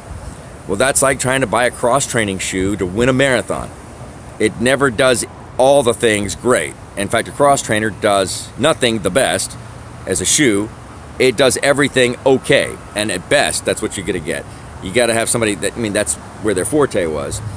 And then the bulk of what you'd be paying for is still on social media and not through television. And that's the thing that they've got backwards. Television, radio, newspapers, and the world today, if you're going to advertise a business or yourself or whatever, they're still charging the lion's share because they want to continue to live in the fantasy land of the days in which there wasn't anybody seriously considering listening to or getting success from marketing and social media. And so they're charging these prices that reflect a time in which people had actual original creative and copywriters and people who did video and videography that worked to be unique for that particular business instead of a canned shot, cliche phrases and copy that's something that echoes in their minds from this type of business before. And even the lazier way of doing it is without any coaching, direction, or effort, let somebody be really weird, dorky, or outlandish in a commercial as a way to make it memorable so that you don't have to write copy and do good video. I mean, that's really what it's about. It's a shame, at least for most, and that's across the country almost everywhere. You go to the bigger markets, corporations are still hiring people who do what they did in the AMC series Mad Men. And the thing with most social media, at least the way I do it, is that your bulk of expense is in coming up with the original content, imagery, and copy that is good and that's unique. And then you decide how often you want to use it and where you want to place it, and there's the strategy. And that, because it's not that expensive to buy, marketing and so forth in social media. What's expensive is knowing how to maximize and capitalize on it. Because you can get lucky every now and then, but consistency, that's how you win the race of business success. It's the pace that keeps up, and in many cases, if you're really good, your pace and your standard pace is faster than most people can run in an all-out sprint for more than a few seconds. And then on top of that, it's consistent enough where you're going to win because you keep going while other people exhaust themselves like that. I'm going to sprint, and it's a 26-mile marathon. Well, you're going to make it not even a quarter mile in most cases. I mean, it's just not possible for you. So that said, they're living in a fancy land, and they're charging all this big, and then they're throwing in like, oh, well, we'll do some Facebook stuff for you too, or whatever. Facebook isn't the right answer for everybody. It's not. There's a multitude, and putting all your eggs in one basket may not be all the right answer either. And so your audience and your engagement, as you got to have some knowledge of personality and different strategies for different social media platforms. And I just don't know, if people are really going to be prepared for this, and what are all these folks going to do when the bottom completely falls out, which is one of those things that can happen. It's not like there's not an audience watching these programs, but they're not going to be watching them in the traditional time broadcast like we have now. And I can tell you, I can see the future already, and I'll tell you what it is as we watch these birds, because this is really cool. They come almost every day, and they do these flybys. You got to see this, okay? And so here's what's going to happen as we watch these seagulls do their little show for us. They're going to start broadcasting in more prominence like they already do. Maybe it'll be the same type of deal now. It's like a podcast where people can watch the shows they want to watch when they want to watch them. And people will begin to take advantage of scheduling these programs and these shows and it might be a standard thing when they get home. So a show that runs in the morning, theoretically, is going to be irrelevant as to what time it runs, because you can program it to run at 6 or 7 prime time, because that's your favorite show and that's what you want to watch. And it can be for weekends, movies, whatever else it is. News, people are going to watch whenever they have time, and you can schedule it or you can watch it whenever, but they're not going to be sitting and coming down to their television to watch it. And so with that, it changes the game, and people don't realize how it is. You think, oh, well, that doesn't make any difference.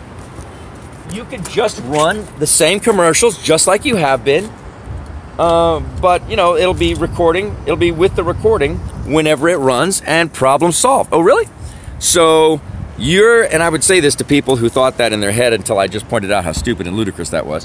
We'll turn you around here. Oh, look, there they are. Dang it. What a great shot, though, by the way. Where do you get pictures like this, huh? Come on, gulls. Ah, mine, mine, mine, mine, mine. That one listened. Mine. All right, so basically, a person who thinks that that's how television is going to continue to charge these outlandish prices for cliche copy, right? And having the salespeople write the advertisement script, and the photographer interview the people, shoot the thing. And be the news guy at the same time. The people that think that and go, well, are the same ones that are like, well, why is there not going to be a big change? Just because they're still running our news, and they can run it whenever they want, and they'll probably be watching it from their phone, but we'll have the commercials right there. Okay, great. So, and this is the other problem where you see where people have a limited knowledge. Do you respond, do you think, to the same thing at the same time every day? When you wake up in the morning, are you ready to have the same experience that you do at the club? Or would that irritate the hell out of you? Right? Pretty sure you get my point. So if you're really good at what you're doing and you know what your people are doing that you want to say, the demographic is business owners and of a particular type. We're going to make some stuff up. You need to have a different tone for something if you're going to try to target them in the morning than when it's in the afternoon or the evening time. And they're not going to be the same type of people as those who want to go to the club all the time because they can't, unless their business is they have a club. But even then, people are tired, and then there's going into a Thursday, Friday. As an example, many of you probably may not have learned this as of yet if you don't work and volunteer in fundraising efforts for volunteer groups, but you should. Everybody, one thing, again, any business or individual, you want to be more successful? Find a charity that's going to be yours, at least one. Or like me, I'll say yes to just about anything. But find at least one, and that's yours, and then dedicate a certain amount of time to it. Not to the sacrifice or the detriment of your family, but you're going to have to give up a little, I like to be lazy time and watch TV. You'll get a lot more satisfaction out of it. Trust me. Just like I was going to tell you earlier, you're going to take this from faith, but being a cheating whore, man or woman, is you think that that fresh sex is pretty good. That's the and it's hard to get past because you've never really done it. But if you ever really just find out one person at a time, you don't like them enough to be with just the one, then it will become evident that you're not ever going to be happy with them real quick, and you can end the relationship and learn not to make this like some big deal where it's totally devastating, and go try to find somebody else. And you will do then what happens. Everybody that's done that is, if you're sincere with it and not just saying you're doing it, you're gonna find somebody and you're so much happier than you ever were trying to juggle 2, 3, 4, 14 at one time. Women or men, because the women are doing it just as, maybe worse actually now. They may be more prolific, and I gotta see, maybe there's a bigger, better deal. But then what happens is you develop an attachment to the best part of them and they with you, because you're not giving them 100%. And then you can't let go of any of it because there's none of it that's so bad where you can make a choice. And usually it was stuck between two, where you start having one on the side and then one over here, and you can't let go of either of them. And you really don't know either of them, especially not the newer one. You don't. And that's why there is a ridiculous, absurd, high degree of divorces from people who go to get married to whoever the Sancho or Sancha is, because the number one mistake they make there, I'll tell you, I've been down this road, whatever problems and arguments you have are gonna, from the person that's on the outside wanting you to be married to them or committed to them and not whoever you were with when they met you and got started with this, they're gonna tell you all the fight, stress, and argument about one thing. And it's about you won't leave, or you won't do this, or it's all surrounding the fact that you've got this other person in your life. And blah, okay. People fight and argue the way they do about whatever it is they're unhappy about because that's the way they do it. There's not a special way that they argue or act when it's something extra salacious or something unique that's wrong, like cheating. And that's a mistake everybody makes, guys and gals as well. Well, they'll even tell themselves, there's a conscience in most. I'm doing kind of wrong, and so that would explain that. But once I leave, everything's going to be great. That is, once I get the nerve up to do it. But you can't, because you're attached to only the best part of what parts, maybe not all of it, but some of it, from both sides. So you don't want to leave the comfort and security of the familiarity and whatever it is. And there's people who do this dating on through, and there's a dishonesty of it too. It's not like this is one of those polyamory situations, which is another word that cheaters use to make what they've done seem like it was okay, because they want you to believe that in polyamory situations, everybody's just out in the open about what it is that they're doing. I, for one, and I've got I've got a virality that is extraordinary. I can't share or what, it's like, if I'm intimate with somebody, there's not gonna be this, I don't care about it. I mean, now if it's just like, hey, we were just sexually attracted to each other from the beginning and there wasn't any love or feeling or attachment to it, that's a different situation where that could work. But the whole thing doesn't work for most people, and that's why it's a farce, the polyamorous lifestyle. That you would have to be open and say, oh, I'm going to go and I'm going on a date, going to do somebody else, I'll see you later. And, woo, somebody cooking fish? Oh, no, you went out with that girl. It's not going to work, all right? It works if it's just a purely physical, mutually enjoyed, sexual situation.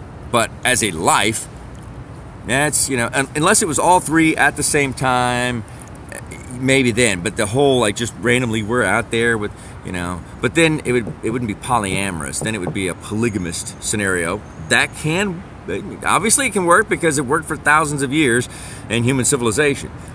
We decided to stop doing that because it became problematic, really, to keep up with, laws and the rest of it governing how you can act if you can't get along and whose children are whose. That was the first problem. Is we don't know which, how do you get? It's tough. It's tough. It's I mean, they had it working relationally, but then when divorce was legal, that was really the biggest problem. But we'll probably go back to it. I mean, mark my words. With gay marriage globally universal now, and the arguments that went into that, who are you to tell somebody else that they can't willingly participate and engage themselves in a bond where they have reciprocal protection and consideration in the death of their partners? Who are we to tell them they can't have multiple wives and husbands? It'll be something that's the first in the course of human history. And it's unfortunately not going to be somebody who treats the husbands as equals. It's going to be where these are emasculated men who try to, posture as if they are not. It's going to be disgusting for me to see it, but you can't deny one and have the other. That would be, by the standards that have been set and the arguments made, that'd be, I was going to take a picture and I was talking to you and I didn't do it. Now it's not quite as good. And now it just looks like, we had great color and then some fog.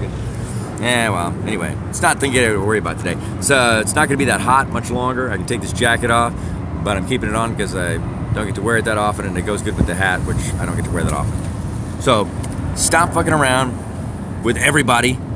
Find one person at a time. It's my best advice for you. I'm just laying it out. Pardon the language, but, and stop lying about stuff as much as you can. The more you can tell the truth, the better you are, and the more often that you can stop thinking only about your perspective and consider everybody else's, because there may be an alternative to whatever it is you wanted to do, modified slightly, that doesn't make everybody upset. Like, let's say you need to break wind. Everybody does, right? If you're considerate, you won't do it during the quiet moment of silence in church when somebody very near and dear died in a tragic blender accident. All right? You'll go to the bathroom and excuse yourself or wait. You're still going to do it because it's a necessary function of your body. But you don't want to have that moment where everybody's, sobbing to themselves quietly and, we're going to have a moment of silence for Daryl, who was naked making a smoothie with his industrial turbocharged Ninja and tragically was twisted up into nothing. I'm going to tell you first. Now a moment of silence. Everybody's going to know who did it, and it's not going to be good for you or anybody else. And there's a whole bunch of people in the aisle, so nobody can get away. That's just inconsiderate. You need to think about other people's perspective when it comes to parking, driving. Whatever it is you're doing, think about how it affects other people. Not whether other people like what you're doing or approve of it or whether or not they like you. That's unfortunately what people do focus on. Doesn't matter. I mean, there's stuff I like, but I want people to maybe be wrong and delusional with the disease of emotional override on everything in their mind and feel like guns are evil and that they don't like them for themselves, but they would never take the right away from anybody else like me. I'm happy. I'll still try to persuade them, and I think if I took them shooting, they would feel differently. But you know what? I will respect that, and I'm not going to call them names, and I'm not going to get ugly, nor should anybody else. People like that, you know what? They're missing out, but rather have that than the people who think that, because they don't like it, they need to impose that on everybody else. We need to ban it because it makes so much sense. It doesn't make any sense. It doesn't. Never has. And if what gun control activists say is true, and you're going to hear a lot of it more about, because we've had another school shooting, which have been happening since time immemorial, and if it wasn't a shooting, it would be a bombing, because bombs are outlawed right now, by the way. You realize that it's illegal to have a bomb. That has not stopped people from making them since they could make them. And they're going to continue to do that. So the only people who aren't going to have them are the people that could stop it. And every other argument is based on hysterical fear or the indoctrination based on habitual repetition. The Nazis knew this was true, and they utilized it in propaganda, which, by the way, all propaganda is not bad. It's taken on a negative connotation because it was used to describe what the Nazis did in the newsreels before every movie that was shown during World War II to everybody everywhere where Americans were. And so just like paraphernalia is directly associated with drugs, it just means the accessories that go with something. It doesn't mean that it has to be with whatever it is. And same thing with propaganda. It's not always bad, but it is something repeated frequently and often enough that people believe it is true. You can do that with the truth too, but you can do it with a lie. And that's really what's happened with this, because it's been said so much, and because it's a complex issue that people do not take a great time to invest in investigating, unless it's something that's your passion, your interest, your hobby. And even then, a lot of people don't do it. What do? Biggest problem I was talking about earlier, they just repeat with swagger what they've heard other people say that they know and like. And then they're going to get themselves caught in a situation, you will if you're doing that, in which you throw your swagger out there, big old arrogant, hairy swagger, and somebody's going to know some facts, and they're going to hit you with it. It's going to sting, and it's going to be embarrassing, and nobody will forget it. So avoid that. You can always do it by posing a question. Use the Socratic method. Isn't it true that? Or, I believe this is what was said to me about that. Or, I heard from so-and-so, cite your source. Or, this, but always forming a question. Don't you believe, or haven't you heard that this? And then if they say no, they still may get all up in your business, because some people tend to do that in a way of pressing their point, but you won't have lost your center. Don't lose your balance just because somebody else loses theirs. You don't have to match everything they do. That's called getting down with the pigs. If you, just because somebody else throws attitude, you throw it back, you're doing what everyone says they don't want to do, and that's lower yourself to their level. Now, on the other hand, if you push it too far, I'll get right down there with you, because I'm mowing right through that, because you got to meet that. That's if it's a real, different, unique situation. But acting a fool, I'm not going to do if I can avoid. You will go ahead and act a fool. I'll feel good, because if you really know if you observe what people do, and you ever see somebody, they don't lose their temper and they don't lose their control, and they can dissect what you're doing, that's great. Now, the only time it's frustrating is that you'll find people who know there's not an audience, it's just them. You're never going to change that person. Stop focusing on that person. Focus on watching how you deal with people like that as if you're a third party watching it, like you're watching it on TV. Conduct yourself in the way that you would think would be most impressive to you from that perspective, and then you won't get all emotionally worked up about things, because the stuff they say to take a dig at you personally, and you call them on it, that was a personal attack, clearly because you realize that I just nullified, or I just made everything you said meaningless with the facts. So you felt compelled to have to attack me personally, and you can do that all day long. It's not going to make me wrong.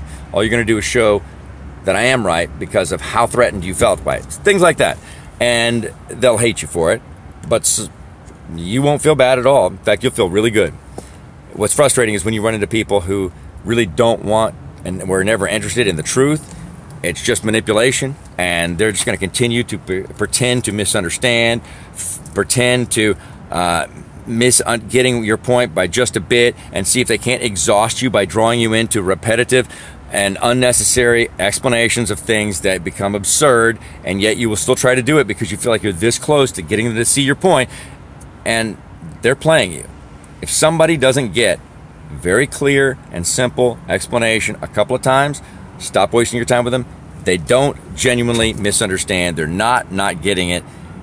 I mean, either that or they're not intelligent enough to understand the argument, and you're wasting your time then. But I don't believe that's the case in most situations. Every time when I've seen it happen, and I've not been the one trying to discuss it in a personal relationship, I can see it right off the bat. Like, that person has developed a tactic and strategy of avoiding the humiliation of what they should be suffering for being so ridiculous and making claims they have no way of backing up and saying things nobody would think to question in most cases, but you did, and they get around it or from getting caught by wearing people down through exhaustion and questioning them by feigning misunderstanding or feigning offense. That's the other thing, is like, this is a classic thing that people have learned to do from what's on television, and sometimes it's inappropriate, but I had this guy at a desk one time telling me that, he just enforced these rules. He didn't think about them at all. And he didn't, he had nothing to say about it, but he was just going to, I said, you're not even thinking it practically. You're just saying what you think,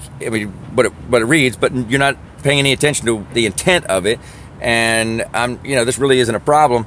He didn't want you to come in with street shoes on or something like that into a gym and worked for a college. So it was almost like it's a government position. He's not taking it as a real dealing with the public. And then on top of that, he had this attitude that every college student, no matter what their age, was just a kid, a punk kid, and he wasn't going to bother with it. And it's like it was something, I can't remember the specifics of it, but it was absurd, and he knew it. And his response was, hey, you know what? I don't worry or think about the rules. I just enforce them, and I don't make the rules. And so I said, but don't you realize there's a way to get around this that would be much simpler? And he wouldn't even comment on it, which made me think he wrote the rule, probably, for one. And now he realizes there's a flaw to it, and his ego's at stake. But I said, hey, don't you feel a little embarrassed about giving me that answer? Because he was doing it with a bunch of attitude, which I didn't have to begin with. And I had some swagger after that. And I said, you realize that you just reiterated the bone-chilling phrase that echoed throughout numerous generations, I guess until right now. It shows we don't have the history of World War II we used to, but Nuremberg, I was simply following orders. He said that at one point in time. I just follow orders. I said, that's like reiterating the phrase of the most infamous organization or political entity in human history at this point in time. And so what does he do now? He can't go anywhere else. He realizes, yeah, that's exactly what he's done. Like when people say, oh, well, what are you worried about? People being able to look at your private stuff. If you're not doing anything wrong, you don't have anything to hide. Those are the people who will be killed off first by whatever entity takes charge through this invasion of privacy. And that's sad because they won't be there for everybody else to walk by and spit on for years in the ghetto when everybody is punitively punished for having differences of opinion or whatever it may be, and the people that ushered it in with there's no reason, we don't have to be afraid, we're not doing anything wrong. When does being wrong ever have anything to do with the threats of your privacy being violated by the government? So anyway, he got all offended in his thing. He was like, are you comparing me to Nazis? Really? And I said, I didn't say you.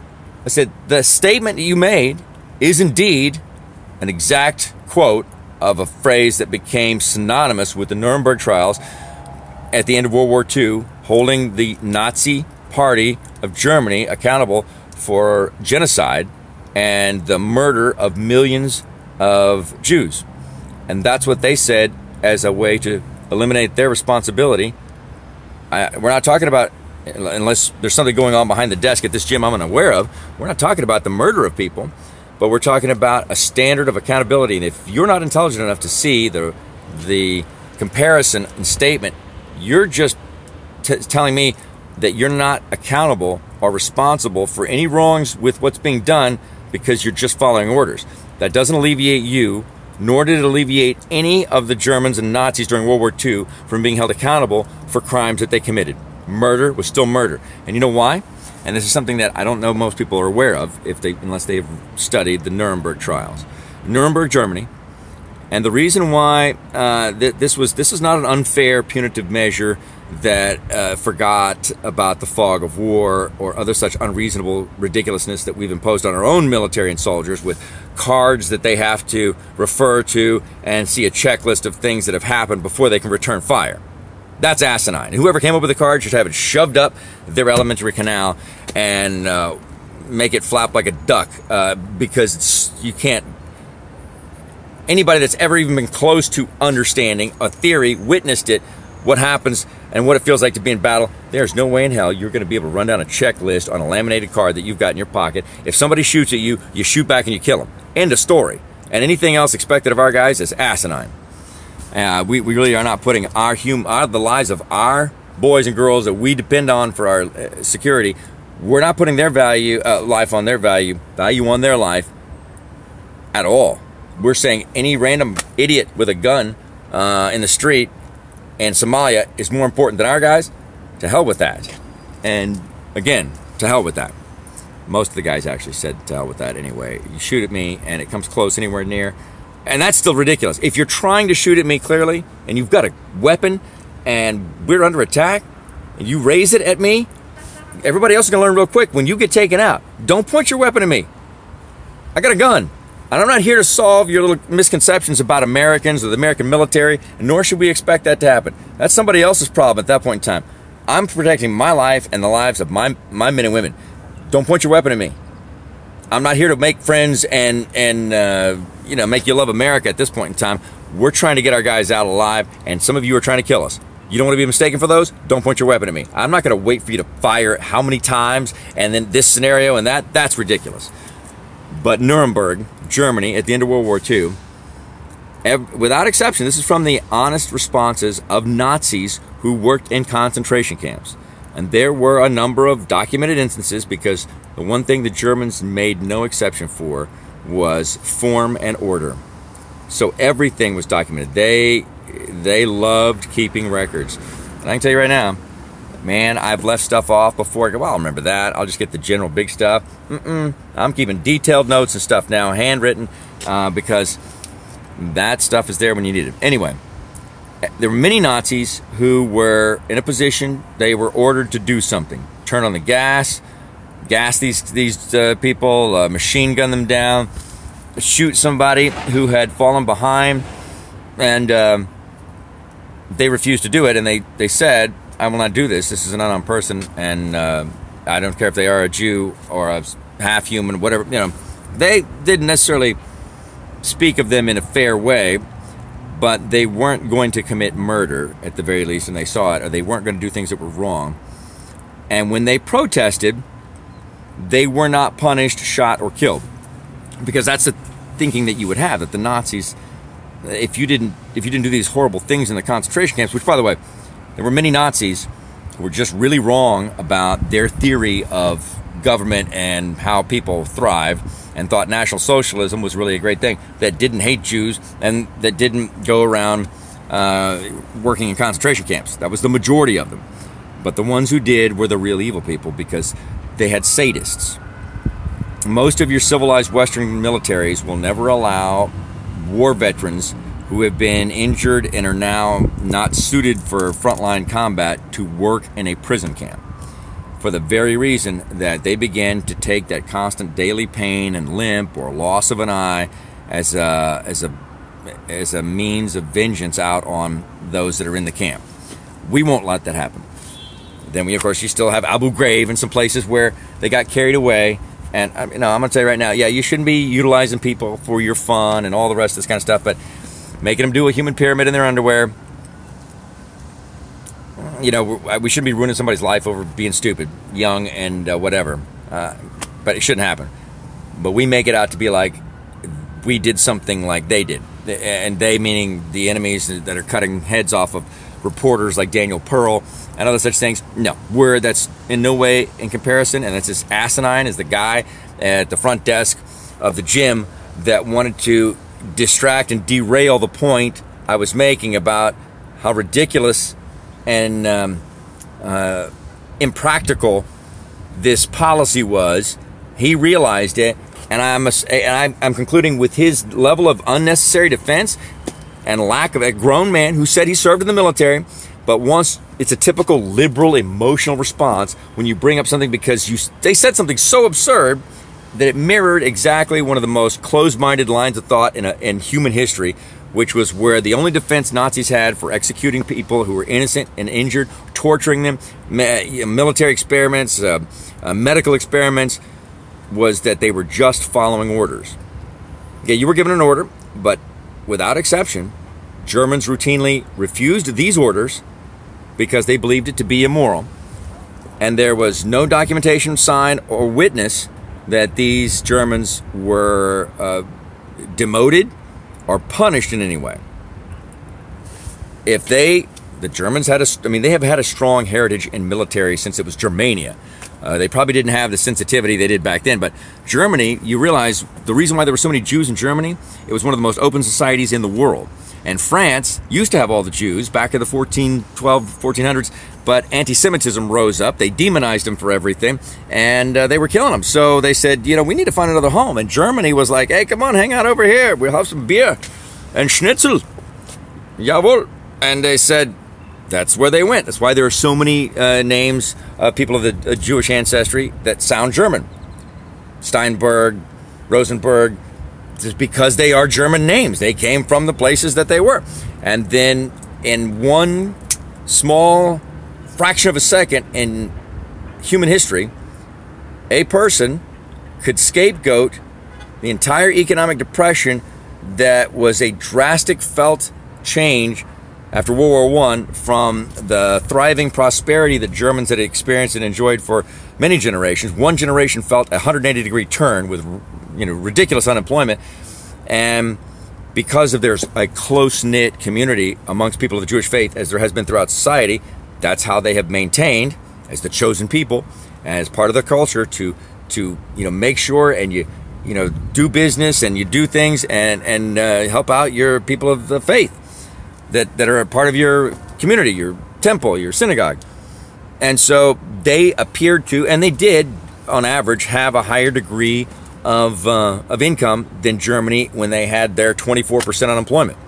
And so you have somebody that plays on superficial observations, like so many of the people we know on Facebook who forward on urban legends that make people worry and panic about things that are not happening, and use the argument when called on it, well, it raises awareness.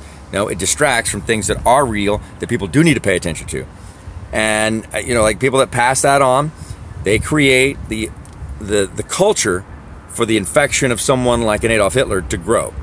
And that's real, because you're conditioning people, either one, to discount everything you say, so the warnings are going to not be heard, and you're costing yourself credibility amongst the people who really matter, and you're pervasive in spreading myth of falsehood so that people are conditioned who accept it without checking it to believe it. And that's the larger portion of people, because they don't use their head. People in masses, without somebody around to be a better influence, don't stop and think. They just kind of go. And so anyway, you're being a contributor to that. Hitler wrote a book, and he said, hey, all these problems we have, your children that are starving, and people's children were starving. They start to get pretty desperate. They don't have all the things they want. They can't, open a business and be the success. So he blamed Jews, a part of an international conspiracy, and the Jews in the United States, and scapegoated them. And that, basically, like so many of the socialists that we've had in the past, if we just went and took all our money, wherever, we'd be great again, and we'd make the trains run on time and all the. So, yeah, that's what they were about doing. And by the way, taking all their money didn't make them wealthy. Starting a war and generating all those jobs and employment for the youth of Germany, just like we did when we were there's a global problem at the time. And we also learned a lesson, I think, in the Treaty of Versailles at the end of World War I.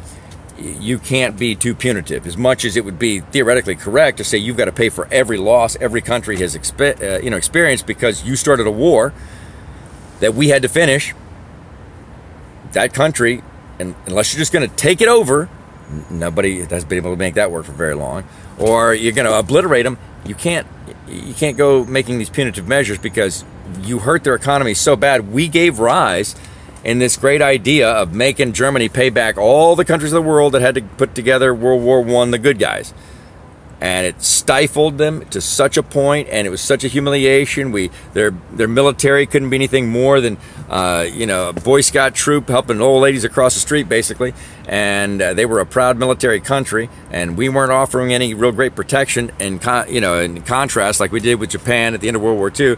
So I mean, they were humiliated, and other countries would just push them and bullying them around because they couldn't even defend themselves. And that gives rise to a guy like Hitler who tells you where the problems are. You just got to hate the right people. And it was easy to do it because they're already mad because they're hungry. And so, making a comparison to prove a point, and then people jumping on the bandwagon of, I'm so offended, you're calling me Hitler? No, I didn't, but it's strange that you thought you were, or that was the comparison, when I pointed out the flaw in your logic with the words that you used in its exact or very near replication of terms that were once universally avoided because of its association. And here you're using it in much the same way. It's just a smaller consequence, but it's the same offensively belligerent, flawed thinking that you can do whatever you're told to do, and it's not, you can't be blamed. Well, if you were in a situation in which they had evidence in which they executed Nazis, tortured them, put them in the concentration camps themselves, when they refused to carry out orders of harm to people who were not being a threat, then they probably would have been.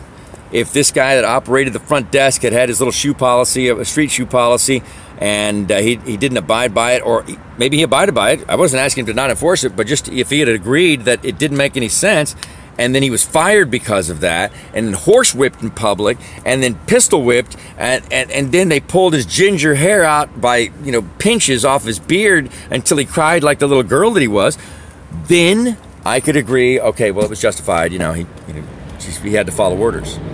But I promise you they're not going to do that at a liberal college campus.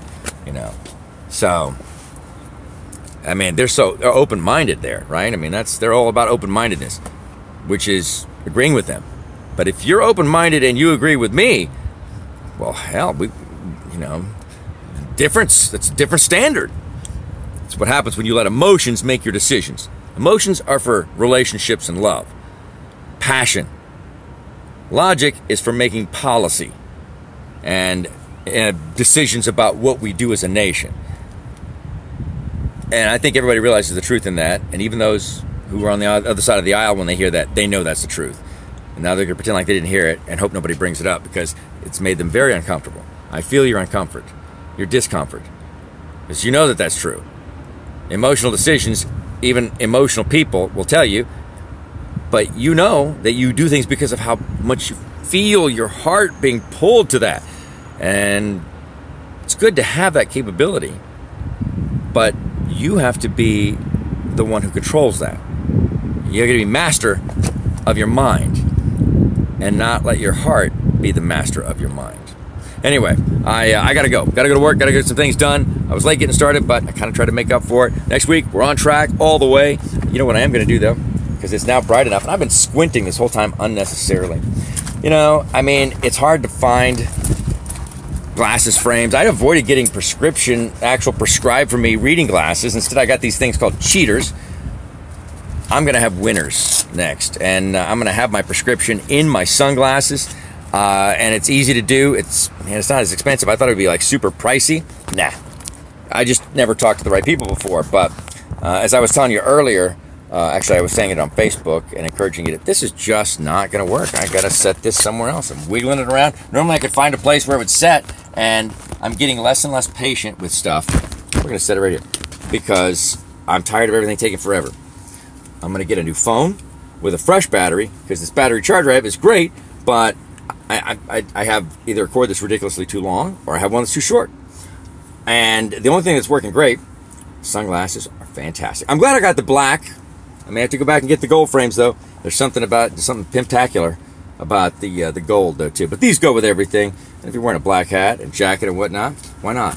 Although I'm telling you, it's getting kind of warm. I'd take it off, but I need the pockets because I got more stuff to carry than I have hands and gear. But you got to go by and see these folks, and I'll tell you more about it, too. Follow them. I'm going to send you, I'll post a tag is what I'll do in a little bit. Follow their Facebook page. I'll soon have an Instagram and the rest of it, because I'm taking some awesome pictures with the fantastic lenses. These are Oakleys, and they're titanium framed. I don't know if you can see that or not. My hair needs a little combing under the hat, but they're so lightweight. They fit so comfortably. They're polarized. They've got all sorts of aspects that you're going to want to know about that are cool to repeat about the quality of the lenses. And then I can get these same lenses with winners, no line winners, so I can see without having to take them off to read or to, thread a fishing line, whatever it is. And then on top of that, they've got great frames. I mean, I got some regular clear stuff that I'm going to have. I'll show you those soon. They're called Lizards, I think, by Oakley. It's a new frame. Oakley, Ray-Ban, and Costa. They have the stuff you love in the frame styles, but they've also come out with brand new stuff in 2017, and I'm sure maybe some more stuff for 2018 or the 2017-2018 year. And it's like, this is a whole new look for Oakley. They've never had anything quite like this before that I'm aware of. And yet, if you still want the 1980s look, they have that. If you're Brian Bosworth, but that's a sport lens that you might like. These right here, though, I mean, wear these for anything. They're titanium, and they're so lightweight. Riding on a motorcycle, they don't want to blow off. I thought for sure, I'm gonna need a heavier sunglass. No, you need one that's designed aerodynamically so that it stays in place. If I was going to skydive, I would probably get the little, tightening up stuff, loop things that you put around and on the back of your neck. Just so they didn't fly off. There's a system for that. And but I bet you they'd be great for skydiving too. So you got to check these out. It's Masters Optical Eyewear. Masters Optical Eyewear. I have a card, and I'm going to make sure I get this right, because I started doubting myself now, because I think I said it backward at one point in time. Linda and Ram, two great people. Ram, thing I love about this is that Ram is always so complimentary about my photographs, but he's a professional photographer. And he's the only person I bet, side of a few, they're like me, that's like, he likes my stuff. And I compliment people all the time. Seems like some are kind of hesitant to do so because they think, they're losing business, or somebody's going to get more business than they do. It's not the way this stuff works. It's art, and everybody's got a subjective opinion. It's Masters Eyewear Optical. Yes, I got it correct. I knew I was doing it right. I'm impressed with these folks. So go by and check them out in Corpus Christi, Texas. You can give them a phone call. Soon I'll have my prescription in here so my arm doesn't have to be so long. It's almost like I have cue cards being held by somebody else. My arm has gotten really long. 334-2816. 334-2816. Masters Eyewear Optical. Of course, if you need prescriptions, that's the place to go. They take most of all your major insurance. If they don't, there's other ways that you can work with them. But if you have insurance in most cases, unless they already told you it's exclusive to certain places, you can choose where you want to go to get your stuff. And they take the extra time to make sure you look good. And I'm saying this ought to be their catchphrase. The Masters Eyewear Optical. Yeah, I got it right. It's not just seeing, but being seen. And people forget glasses. They became the thing nobody thought they wanted for a while because, you can have contacts. And now you got people that don't need any vision correction buying glasses because it is an enhancement in how you look. And it's also a great way to give your eyes a break, even if you do have contacts. I used to wear contacts. I got LASIK. Now, of course, as they warned me, as I got older, I would need to have some reading glasses. And I didn't want to do it.